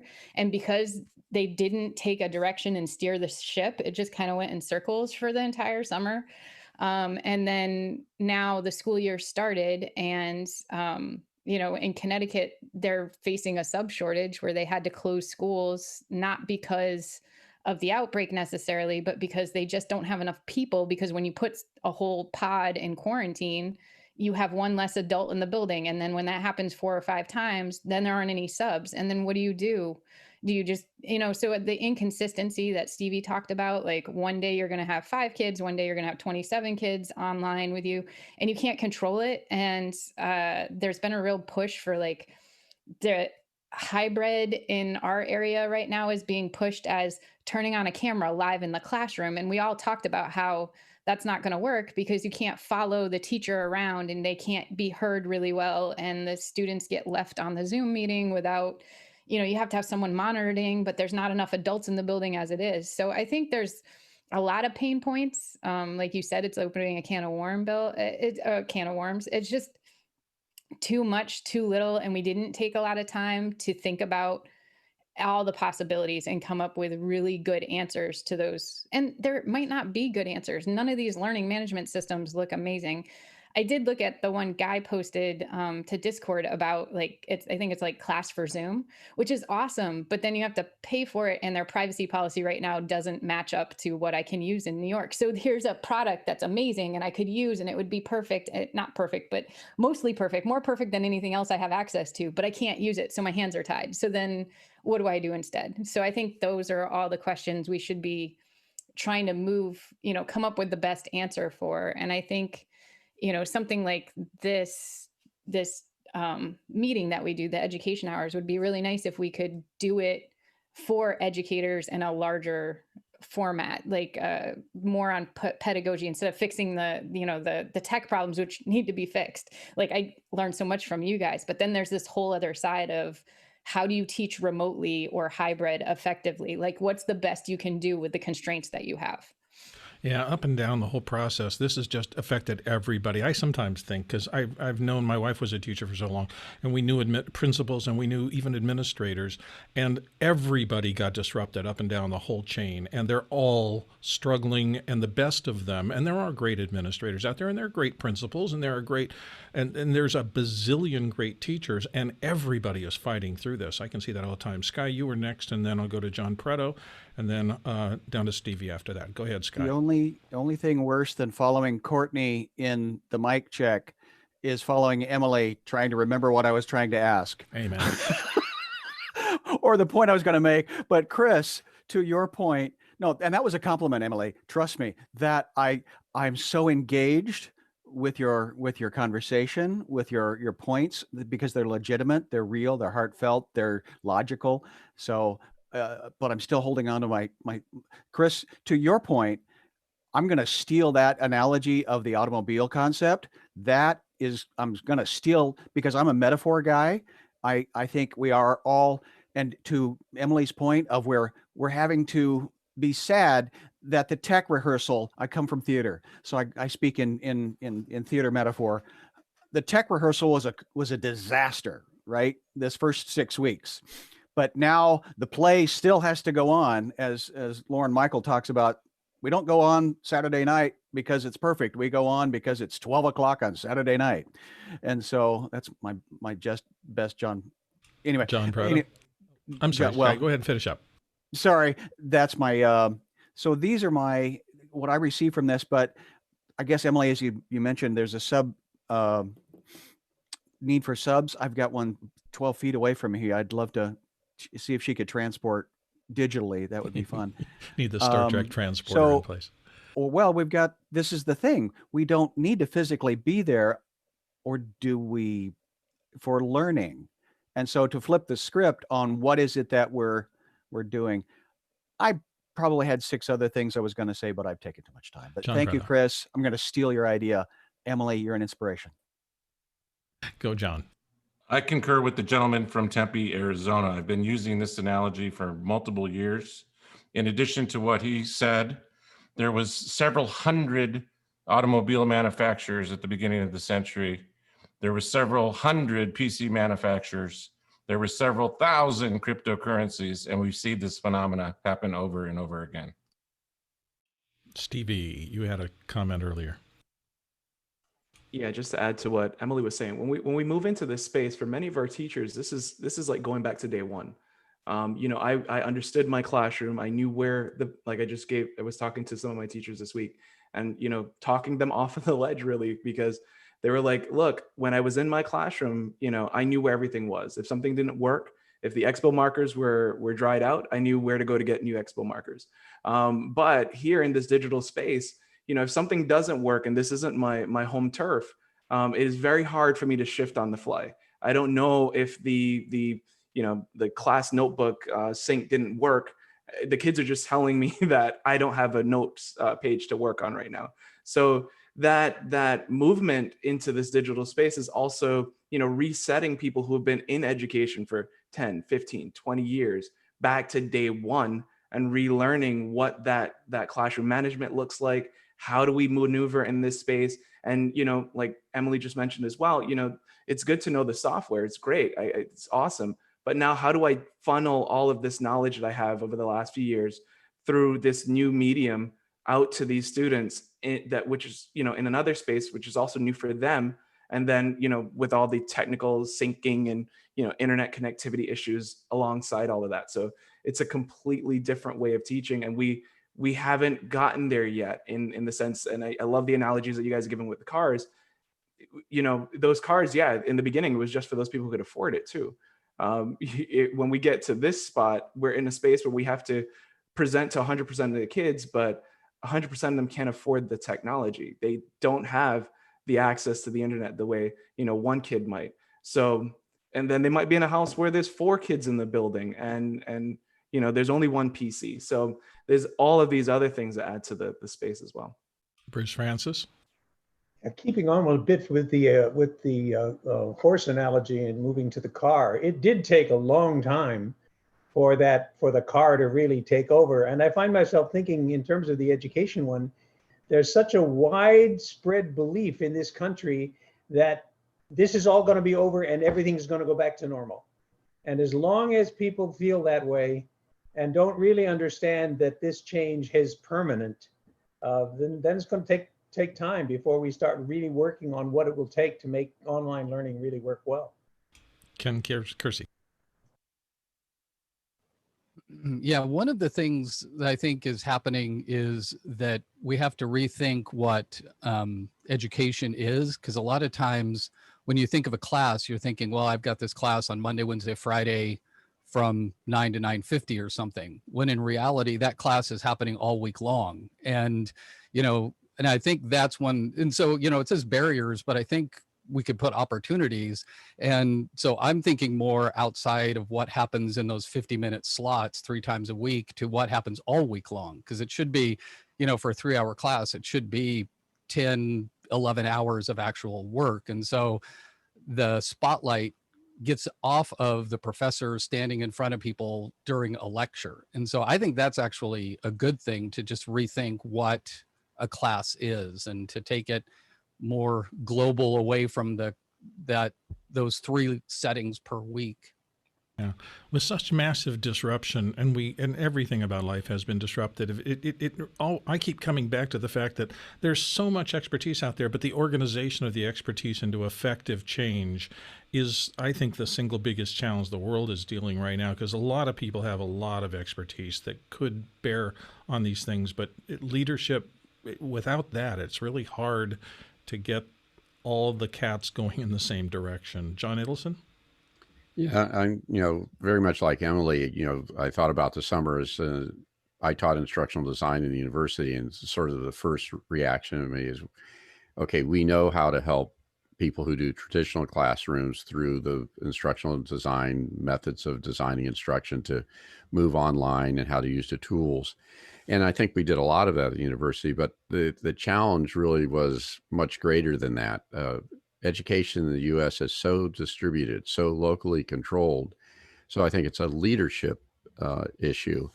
It's not, there's a digital divide, there's gaps in resources. But like you said, if people are thinking this is only temporary and they're going to go back to normal, you really aren't getting the structural leadership to make the changes in the educational systems locally that will make them become successful. So this is what I think is one of those things they call a sticky problem, a wicked problem. It's not going to be easy to solve. Absolutely. Laura? I hate to do this because I know it's kind of my niche, but I am seeing students with disabilities having an even greater problem accessing our technology. Is not screen reader friendly. It's not caption friendly. And these things are leaving an entire group of students behind. I'm sorry, I have to say it. It's a passion of mine, but people aren't addressing these issues in the beginning either because, oh, this was only temporary. And now we've got to realize that we've got to bring all the kids on board too. It's a critical voice. Go ahead, Chris. I want to second what Laura said and point out, as Laura knows, that when you make anything more accessible, it's good for everybody, not just for children with disabilities or limitations. It's good for me. Well, I'll take that back. I'm in the disabled category, losing a step every week. But anyway, I think that's the way it has to be framed in order to get broad support for accessibility, is to say, this is good for everybody. If I can read it and hear it and see it and feel it and touch it, I'm going to learn better no matter whether I have a hearing disability or a visual disability or not. So Sky is interested in flipping this around for a second and just saying, how are you guys doing? How are the teachers on the panel doing?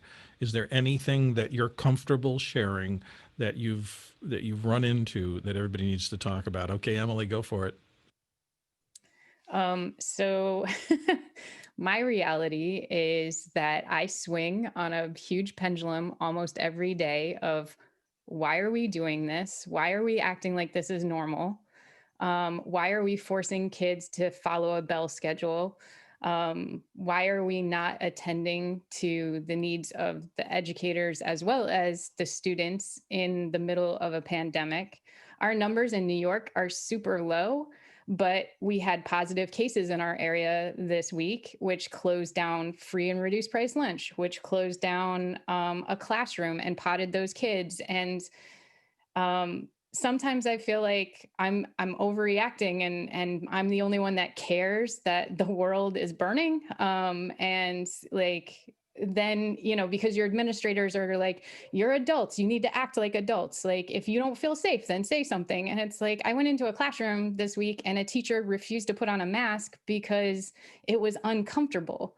And I was just like, but it's not a choice. Like, to be in this building, you have to put on a mask. And so the next day she was out sick. And then now I'm freaking out. I'm like, oh God, was I exposed? And, like, what's going on? And I don't like living my life on this edge. And my husband hates it when I say this on camera, but like, if I had a choice, I would do something else right now, but I need benefits. I love my job. I don't love how it's being done right now. I don't love that I can't work from home because nothing I do physically in the building I couldn't do in a Zoom meeting, but because I'm on a teacher contract and all the teachers have to go into the building, then it would be unfair to let you work from home. Like, unfair, we're in the middle of a pandemic. Less people, less exposure. Isn't that better? And so like, I'm just constantly on this emotional swing where I'm like, I'm overreacting. No, I'm not. I'm actually doing what I'm supposed to be doing. And I feel like I'm crazy. Like, I literally feel like I'm crazy that like I drive to work every day and have to put on a mask and I have to do my temperature and I have to show an app that says that I am promising that I'm not having any of the symptoms of COVID. When we know full well parents are going to put their kids on the bus loaded up on Tylenol because they have to go to work. And I'm not saying that that's not, like, we know they do that when there isn't a pandemic on. So like, I just feel like this surrealness like every day, and emotionally I feel overwhelmed. So, I mean, I do have outlets and like yoga and I walk and I try to like keep my mind clear, but then I like listen to some of the stuff that's coming from people above me or from, just general like response to this. And it's like, oh, you're being selfish and you should just go back to work. And the likelihood of you getting it is no big deal. And I'm like, a 21-year-old had a heart attack the other day because he had COVID. Like, I don't want to be that person. I don't want my students to be those people. I don't want a whole generation of kids having health problems in the future because they were exposed to COVID as children. So like, it's emotionally a roller coaster. And I totally feel like it's just no one cares. Everybody cares, but nobody cares. It's just the weirdest feeling ever. I think a lot of people here have been nodding their little heads off because everybody resonates with that. John and then Laura. So I'm not actively teaching classes. I'm part of a support group for our faculty. And I think and this is at higher ed, I think the same things you were experiencing, they are experiencing, going from, a great success, something worked and it was wonderful, then the pure panic. The support becomes less about technology. At the very beginning, we were, how do you get your microphone working? How to get your lighting? Now the support is dealing with the chaotic world that they're in. And I think our group, everyone's determined if everyone could agree this is an issue and agree what we need to do to protect people from getting COVID, it would be much easier for people to handle. It's not the stress of dealing with students being online. It's the stress of, like you said, somebody who says, well, I'm not going to wear a mask, or this isn't real, or, stiff upper lip, carry on, when really you can't just carry on. This is a major change, but generally not everyone agrees, and it makes it much harder for everybody who's trying to do the best that they can. And as I said, our tech support groups are now more like life support groups on how to deal with the issues that we all face. Laura.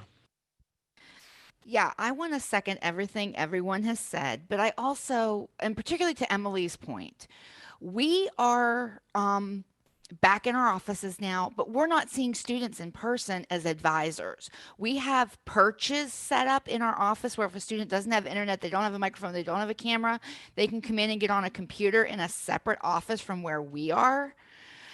But I ask myself every day when I put the time into going to work, I am completely, I mean, I go into work, I go into my office, I shut my door. Very rarely is there any actual human interaction.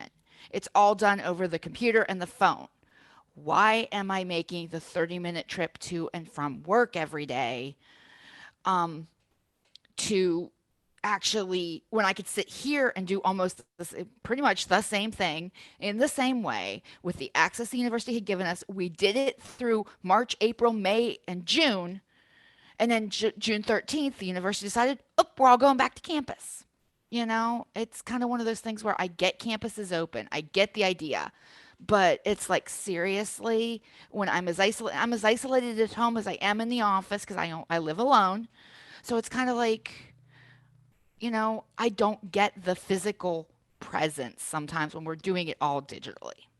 I think everybody understands this is a ton of emotional overlay on top of a structural thing that's messing up a lot of people. I also drove past something earlier today and I grabbed a picture with my camera and I'm going to pop it into the feed there.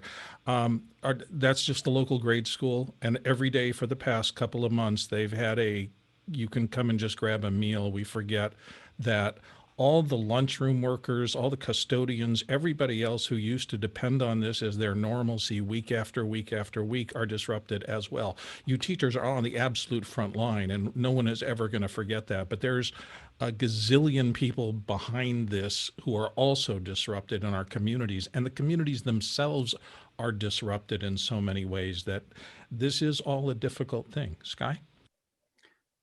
I was kind of shocked when I went to the Red Robin restaurant and they had a sign that said beer to go. I thought that was interesting. But Emily, to your point, I remember yelling fire for like a month. And then I too started asking, am I the crazy one?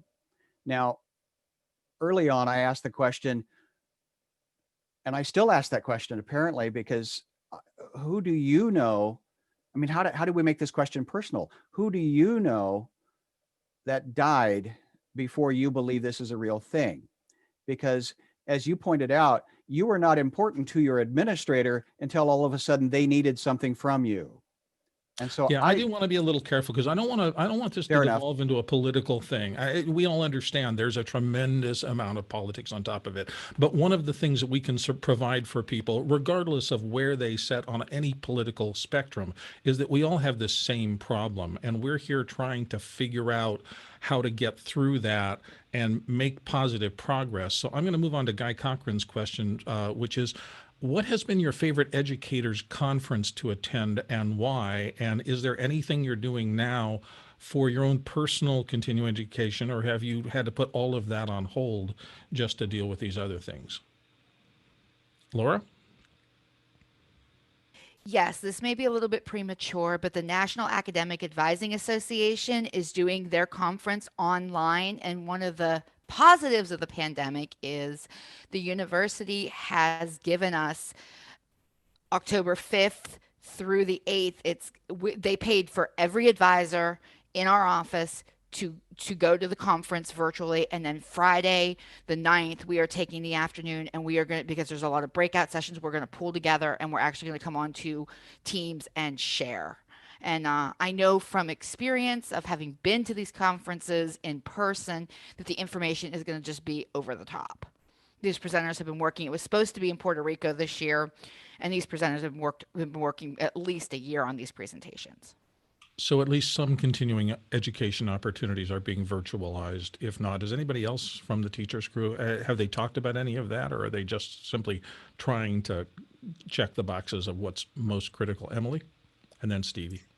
Well, our state conference is going to be virtual this year, which I enjoy going to because it allows me to talk to people who have a focused view on New York. So the laws that apply to us are more, it's not going someplace and seeing all these really cool tools and then finding out you can't use them. But ISTE is doing their conference online, but they're getting a lot of blowback because of the cost of ISTE. I used to be really into them as being like, when they would do their conference every year, but they rotated around the country. So they'd go to Anaheim, Denver, Chicago, Philadelphia, and San Antonio, I think was the one in the South. And they just kind of rotate. And so every time it came to Philadelphia, I would buy a ticket on my own dime, go down there and go to the conference, because it was great for, meeting people, networking, and also seeing what people were doing. But in a virtual situation, it's just kind of like, why am I going to pay the same I would have paid, but I don't get all those networking connections because there isn't the social hour. There isn't like, the hallway conversations that you would have running into people or talking to the person you're sitting next to in the conference. FETC, which is Florida's Educational Technology Conference, is free this year, and they're doing it virtually. So anyone can sign up for that one. And I haven't been to it, but I know people have been to it. And it's, they say it's on par with ISTE. As far as if you're looking for technology and educational technology, the presentations are really good. It's open to educators, K through college, and you can sign up for any of the things that you want to watch. And then there was another one that I'm going to have to come back on because I forget what it is, but there's a conference that's going on next week. Also, it's by ISTE as well. And it's the Creative something lab. And they're doing presentations on remote learning, which I think would be really valuable. But again, it's pricey for, people to pay for out of pocket. Okay, Stevie, and then John Iddles. Yeah, I gotta agree with Sky. It's very hard to follow Emily, especially since we live in the same area. So a lot of the things that she just mentioned is definitely true. One of the things that I've been doing a lot as well is jumping into the software that's provided by a lot of the educational companies themselves. So, Microsoft has a ton of educator-focused videos to kind of help walk you through those spaces. And being one that's doing a lot of the presenting myself, I usually use those as a reliable source to kind of develop my trainings for the teachers and where they're going. So definitely check out, those spaces, the software that you're using and what they have to offer as well. Okay, John. So Emily gets the East Coast. On the West Coast, we have CUE, C-U-E, used to stand for Computer Using Educators, but as it became more than computers and technology in the classroom, CUE is like KFC, but CUE has conferences both in the spring and in the fall. And it was my go-to event in working in the K-12 space. And higher ed, it was EDUCAUSE. But during the pandemic, CUE opened up their conference to online. And in addition to their conference that they do online, they're doing regular webinars, seminars, and CUE has local affiliates. CUE is in Nevada and California, but they have regional affiliates. And the Monterey regional affiliate is doing office hours on a weekly basis where people drop in and get support. So it's CUE is a great one, and Texas has a similar sort of tech organization. Cool. We got actually quite a few questions here in the queue, so we're going to continue to move on a little bit. John Preto, my uninformed question to the educators is, has the Six Sigma tactics strategies permeated the educational system? And if anybody is not familiar with it, that came through, I know tech manufacturing and semiconductor manufacturing as an organizational system for driving big organizations into better results. Anybody here or had that come by? Chris Carr, go ahead. Yes and no, John. I think the situation we're in is that for Six Sigma to really apply, you have to be medium happy with the product you're producing. And then it's an incremental improvement process where you're doing self-study and refinement. But I think today we're not at that point yet where we're pretty happy with, as Alex has said, all the conferencing systems are crappy, and Zoom is the least crappy. It's a 4 on a 10-point scale, and everything else is -4. So I think we're at that point where we're not even sure which vehicle to invest in the systematic and incremental improvement process, because it may not have legs at all. I'm going to deem the C word appropriate for today. We do watch things, but moving on, John Idelson has another hand up. Well, the higher education has accrediting agencies, and the various accrediting agencies have come processes to improve over time. So WASC is the accrediting agent that universities use, and they have self-study, and then those self-studies come up with action plans. So there is an attempt to have some sort of systematic way of improving and monitoring. But I think, as Chris said, that these are things that happen over time. This is not a quick fix standard, and there's not really an ISO standard when it comes to how to change or support education. I had a couple of long narrations about Six Sigma, and I found the funnest thing is they used, like, you're a Six Sigma black belt ninja. It was wrapped around a lot of interesting stuff. Okay, moving on here. A. Mitchell's education. Really, recently I had to sign up for a few certification programs, and the methods of making sure students are paying attention varies. What are teachers' feelings on the best ways to accomplish this? Many are using the cam always on approach, which seems impractical, especially with bathroom breaks. Who wants to dial in on it? Oops, I almost called on you, Bruce, because you scratched your ear.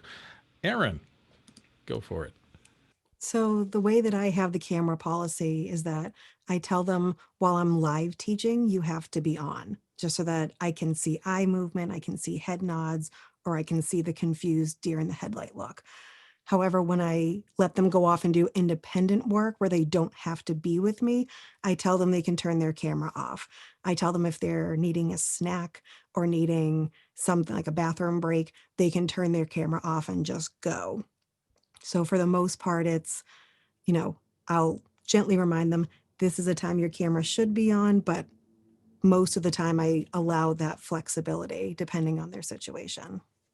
Chris Clark. I gave some advice to Michael Ball on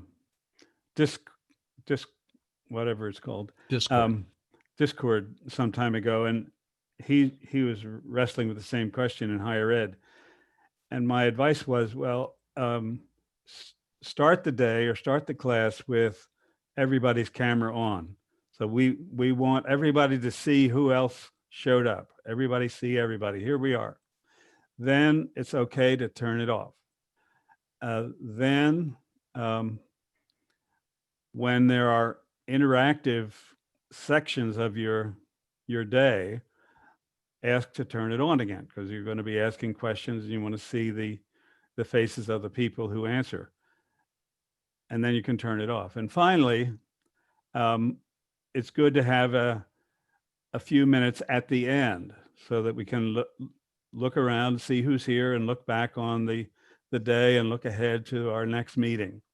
So that was my advice about how to give some freedom to the camera operators to not be on all the time, but to also try to sustain this sense of community, that there are faces behind those names.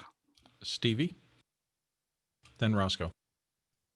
I was just going to say, for us, what we've been doing is having the live sessions, because we have to have them recorded. I know someone had asked something similar to this as well. We screenshot the teacher or screen record the teacher itself. And then we usually, in our district, we have access to the projectors. So we'll put the kids' faces up on the projector where I'm just recording the teacher itself. And I, as a teacher, can look up at the screen and see, all right, all their cameras are on. And as was mentioned, having them shut it off if they're going to the bathroom or something like that. But at least it keeps their faces out of the recording that we're going to post live after sessions. Okay, Roscoe? Oh, Aaron, I just had a question. You deal with younger kids, and is there a virtual school bell, or how do you, I'm an adult and I wander off and forget what I was going to do. How do you get little kids to come back? So the way that I've been doing it is that I have a timer, So if I'm doing a reading lesson, I'll start for the first 15 minutes, teach them the concept, and then have a screen with a slide that says what they're supposed to be doing with a timer on it. And I say, once the timer goes off, you have to turn your camera on and come back. And they're Excellent. pretty Ken? good at doing that. Ken. Yeah, this is another good example of what happens when everything kind of crashes. I don't know if you noticed, but I had a power surge happen and everything just died for about 5 minutes. And that could happen in the middle of class. So, but the recording thing, one thing I'm noticing as I'm doing more Zoom type stuff is trying to figure out what has to be done with everybody and what would be better me just recording a video and putting it up and letting them watch it whenever they want to. And in higher ed, that's one thing that maybe an advantage we have is that we can just, the whole asynchronous thing, embracing that. It's like, I've got a 15-minute thing. Why do they have to sit there at 9 o'clock? They're really tired. Why not watch that on Thursday at 11:30 p.m. or something? And so I'm starting to try to think through that a lot more intentionally of, okay, does everybody need to be here for what I'm about to do? If not, I'm going to try to record this and just put it up for later. And that, that's one of the things that I don't have to worry about all those people who are, kind of losing interest or whatever. If they don't have to be there, don't be there. So Laura Thompson, go. I think we have a real advantage in higher ed of putting videos like that up prior to the class and then actually using the class time to digest and discuss and delve deeper into the conversation. We talk about flipping the classroom. I think it's one of the major ways we can do that. And I think Trevor Walker's question below that is very much related to this and maybe a parallel. How many of you have district policies that students must be on cam during class time? How have parents reacted? And has this changed the start of the school year? Is that, Emily, go ahead. So most of my districts haven't put out like an attendance policy on cameras being on or off, because it's it's a weird situation to like have a policy on. However, there are teachers individually who are doing it. And I've said it before, and I'll just say it again. There are equity issues behind having your camera on all the time. It's different than being in a classroom. Being on and having your classmates look into your room and see what's on your wall and in your background is something that's, not comfortable for everyone. However, like the way that Aaron's doing it with like the, turn on so I can, when I'm instructing you, especially with the little kids, it's really hard because you do need to see that they're not chasing the butterflies, like that they're actually paying attention to what you're talking about, or look like deer in headlights. Like, what did she just say? Like, that's necessary. However, I think like for the older kids, you can do that as well, but still you don't have to have cameras on necessarily to see engagement. If you're offering a chat or questions that go up using like, some sort of polling software that's allowed by your district, you can have questions come up and see engagement. You can have shared documents where you can see engagement, where students are asking questions, like a parking lot to ask questions to the teacher if they don't want to come on camera. You could put a policy in your classroom, but I think that if kids have the option and agency, they're more willing to turn their cameras on when they need to turn their cameras on, as opposed to being forced to turn their cameras on and being told you have to stay on for the entire period. And then with the 4-minute break, you can turn your camera off, go to the bathroom, eat a snack, come back for your next period. And if you're not on at that time, you're going to lose points. I think grading, a virtual space is inappropriate at any level. Saying, you're going to lose a point for not brushing your hair or for not sitting upright or being with your camera on in a well-lit space without distractions. There's definitely some things that it's just like, I see both sides, but I also like lean towards the equity side. Like if you're not living in a safe space, or you have 15 brothers and sisters and the neighbor's kids in your house, cause you're the daycare, for the neighborhood, like that's not a quiet, safe place to show off what's going on in your home. It's not a classroom. And I think that we should have more grace with that. John and then Laura.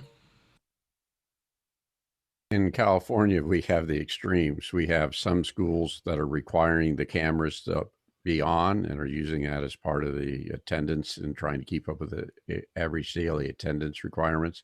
We have some other districts that require the cameras are off unless it's a one-on-one with the teacher.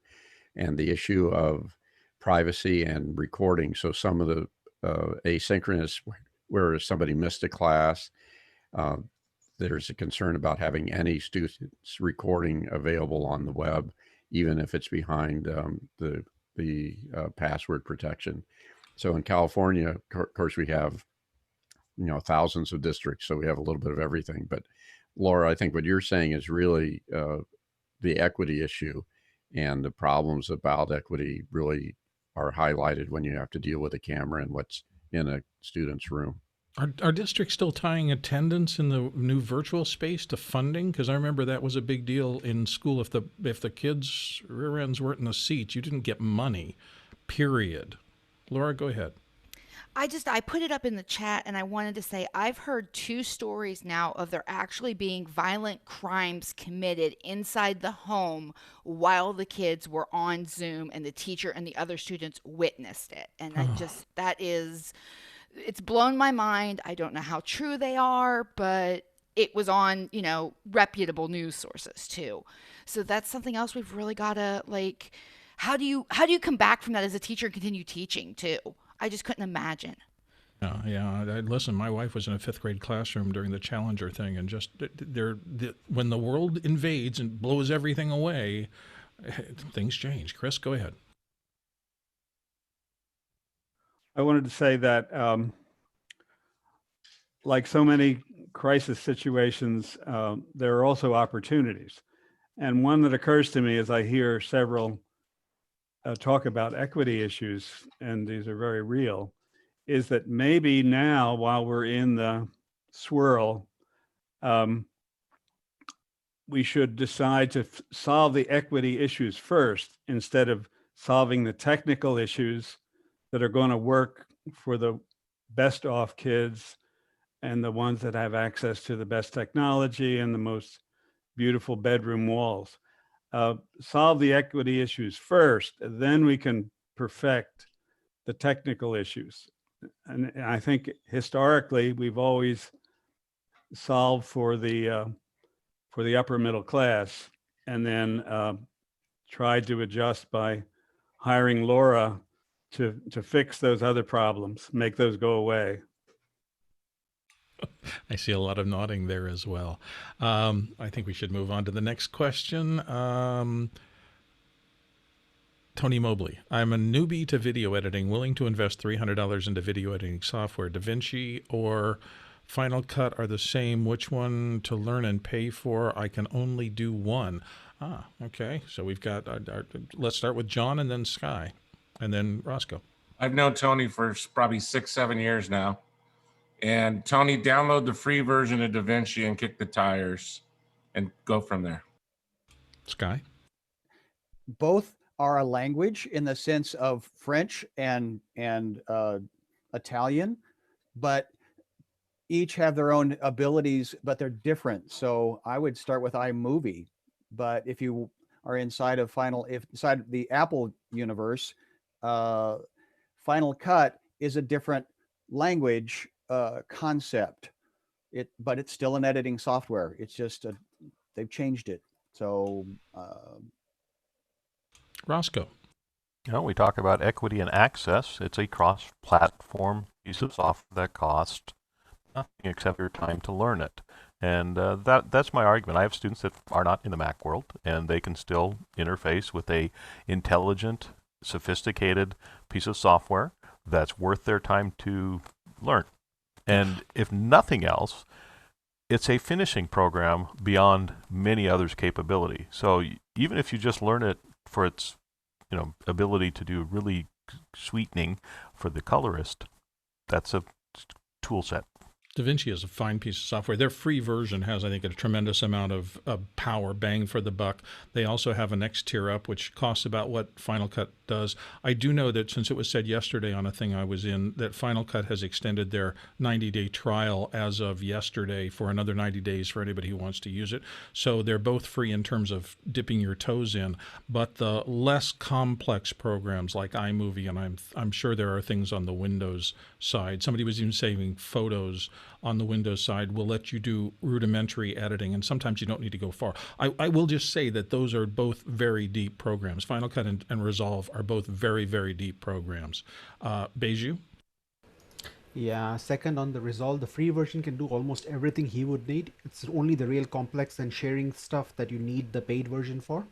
And second, if he wants to get into the Apple apps, remember he's in education, you can get all the apps for $200, which includes Final Cut, Logic, Motion, and Compressor via the education option. So that's also a good option as well. If he wants to get into it, go through that. Don't go directly from the App Store.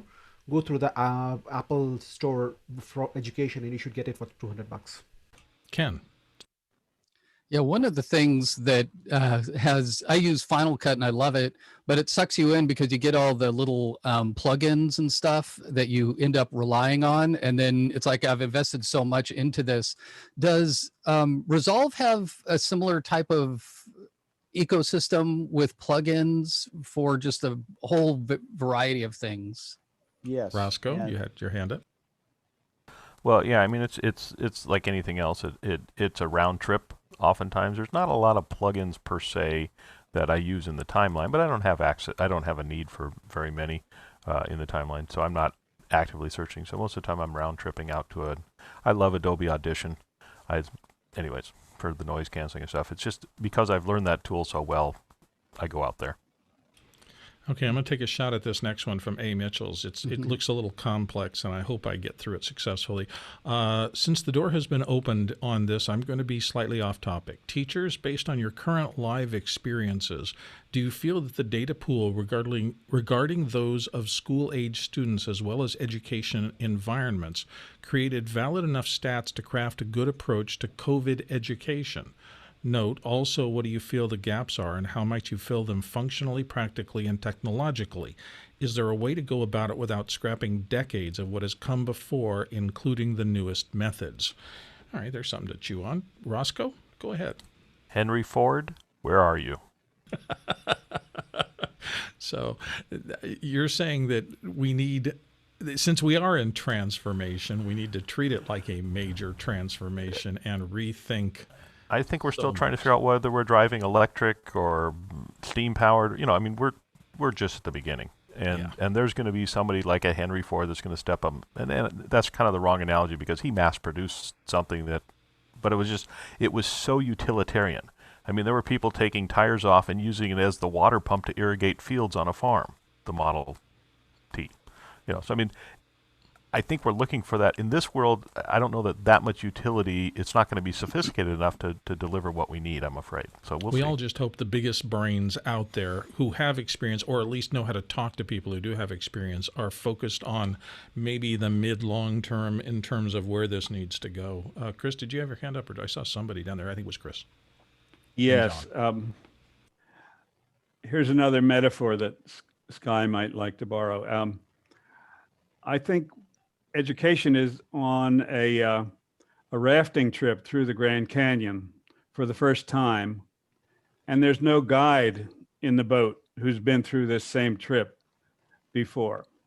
Once some of us survive the first pass through the Grand Canyon, we're going to probably be thrilled enough to want to go again.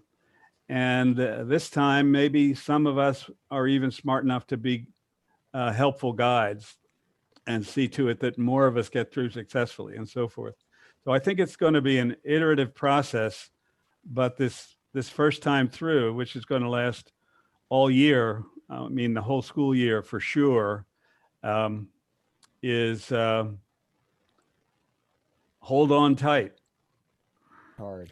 That resonates so much with me, I can't even begin to tell you, because I used to go tubing on the Verde River here in Phoenix, Scottsdale. And the first 3 or 4 times I went with my friends, I got trapped in the same little whirlpool eddy every time. And I don't know why. I couldn't figure it out. Everybody in the group kept going down and I was stuck. And I finally realized that I was always on one side of the group. It was just a natural thing I was doing. And if I would just paddle over to the other side before I hit that swirling current, I would jettison out with the whole group and everything would be fine. But it took me iteration time after time to analyze and figure out what was wrong and figure out how to correct it. And I think the entire globe is facing those kinds of whirlpools. That's where we are now. Anybody else want to weigh in on this? Go ahead, Aaron. So the phrase I've heard the most recently is teachers are building the plane as we're flying it. So that truly does hit home, especially being the remote teacher, is that I'm trying to balance bringing things from my classroom to the digital audience while also trying to make it technical and digital so that kids have more access to it, just to bring in that equity and access piece. Absolutely. All right. Are we, was that the last one? That was the last question. Sky, do you have something else you want to contribute? Well, just Chris's comment. I heard the comment about when the riverboat runs out of water, we really need to be in kayaks. Yeah, but we have also got an education system that is huge, has to serve an incredibly large number of people with incredibly different needs across incredibly different socioeconomic groups. And so this is not, it's easy to try to think, oh, if you just did this, or, here's the thing. There's that no one I solution. figured, No, I'm not looking for that I figured out would fix that. Well, I'm an idiot if I think that, because it's just too big, too broad, too diverse. And I hate to go, it takes a lot of people, and then it takes the focus of the energy of a lot of people who understand a lot of different aspects of this coming together and first understanding the new reality. And I don't think any of us feel like we totally understand the new reality, where it's going, how, we kind of know how we got there, but we don't know the exit strategy for this. And then to overlay something as important as training the next generation and getting the people who are in intermediate and advanced education enough stability so that they can actualize what they're learning and go out and use it to make the world a better place. It's a big deal that you guys are all working inside right now. So I just want to applaud you again. I know how much dedication, I know how much concern and disruption this has been for you, and you are the point of the spear. And I think all of us out here really, truly do appreciate what you're doing. I think we're out of questions, so I think that's it. Laura, do you have something in the last minute? Go ahead. I wanted to ask 2 questions, really. And to your point that you just made, I want to say that my group, one of my groups that I advise is EC through 12 physical educators. I've been talking to my department, my faculty, and they've had a really hard time with student teaching this year. But I wanted to ask the educators that are in the K through 12, what are you doing about manipulatives, math manipulatives, things of that nature that we need for the younger kids? Because I don't know how you teach a kindergartner strictly through PowerPoint and, talking to them. Are we losing that imaginary, creative, physical hands-on with this virtual environment we're in? Stevie has his hand up. Stevie? Yeah, I'm a middle school educator, but I know I work a lot with our elementary school teachers and our kindergarten teachers. And I will say this, I love the work that they're doing here in our district. They're actually going physically and bringing those manipulatives to the students from their warehouses. So they're dropping off. I mean, my son is in the district as well. His teacher came by this week, dropped off a bag full of stuff for him to work with. And then each day throughout the week, she, has him pull something out of that bag and works with them, virtually. Then at the end of the week, you either come and drop it off, or she actually swung by last Friday because we were very busy, and she picked it up. And I mean, it's amazing to see the dedication that especially the elementary teachers have to their students. All right. I don't see any other hands up. So, John Idelson, go ahead. Well, I just want to do one follow-up to A. Mitchell's comment. prior to COVID, when the whole area of online education was coming up, there was a lot of discussion and research at the university is online as good as face-to-face. And so there were a lot of studies done, and how much video, how long it should be, how short it would be. If you really dig into the research, it turns out that the delivery method is not as important as the instructor. People who are good online instructors were good face-to-face, and people who are not so great face-to-face were not so great online. So this COVID experience, it's a different mode, different delivery, but I don't think there's things that we need to learn other than how to deal with crisis. But we have incredibly talented educators, and they just need to be supported, and then they'll be able to succeed. But I think the changes that are happening here are not upending. That's a new term for an educator. Good instructors know how to organize materials, know how to sense the needs of their students, and know how to deliver it and receive and give feedback. So, and that doesn't change whether you're doing it online or face-to-face. Aaron, and then Kent. So my district bought a math program that has virtual manipulatives on the website, but in the chat, I've actually just posted a link for another virtual manipulative site. They can click and drag and do all that. So that's pretty helpful for them.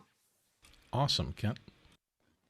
I just wanted to say to Sky and Bill and all you guys, thank you for what you're doing, just being here. It's, this has been such a crazy summer and everything.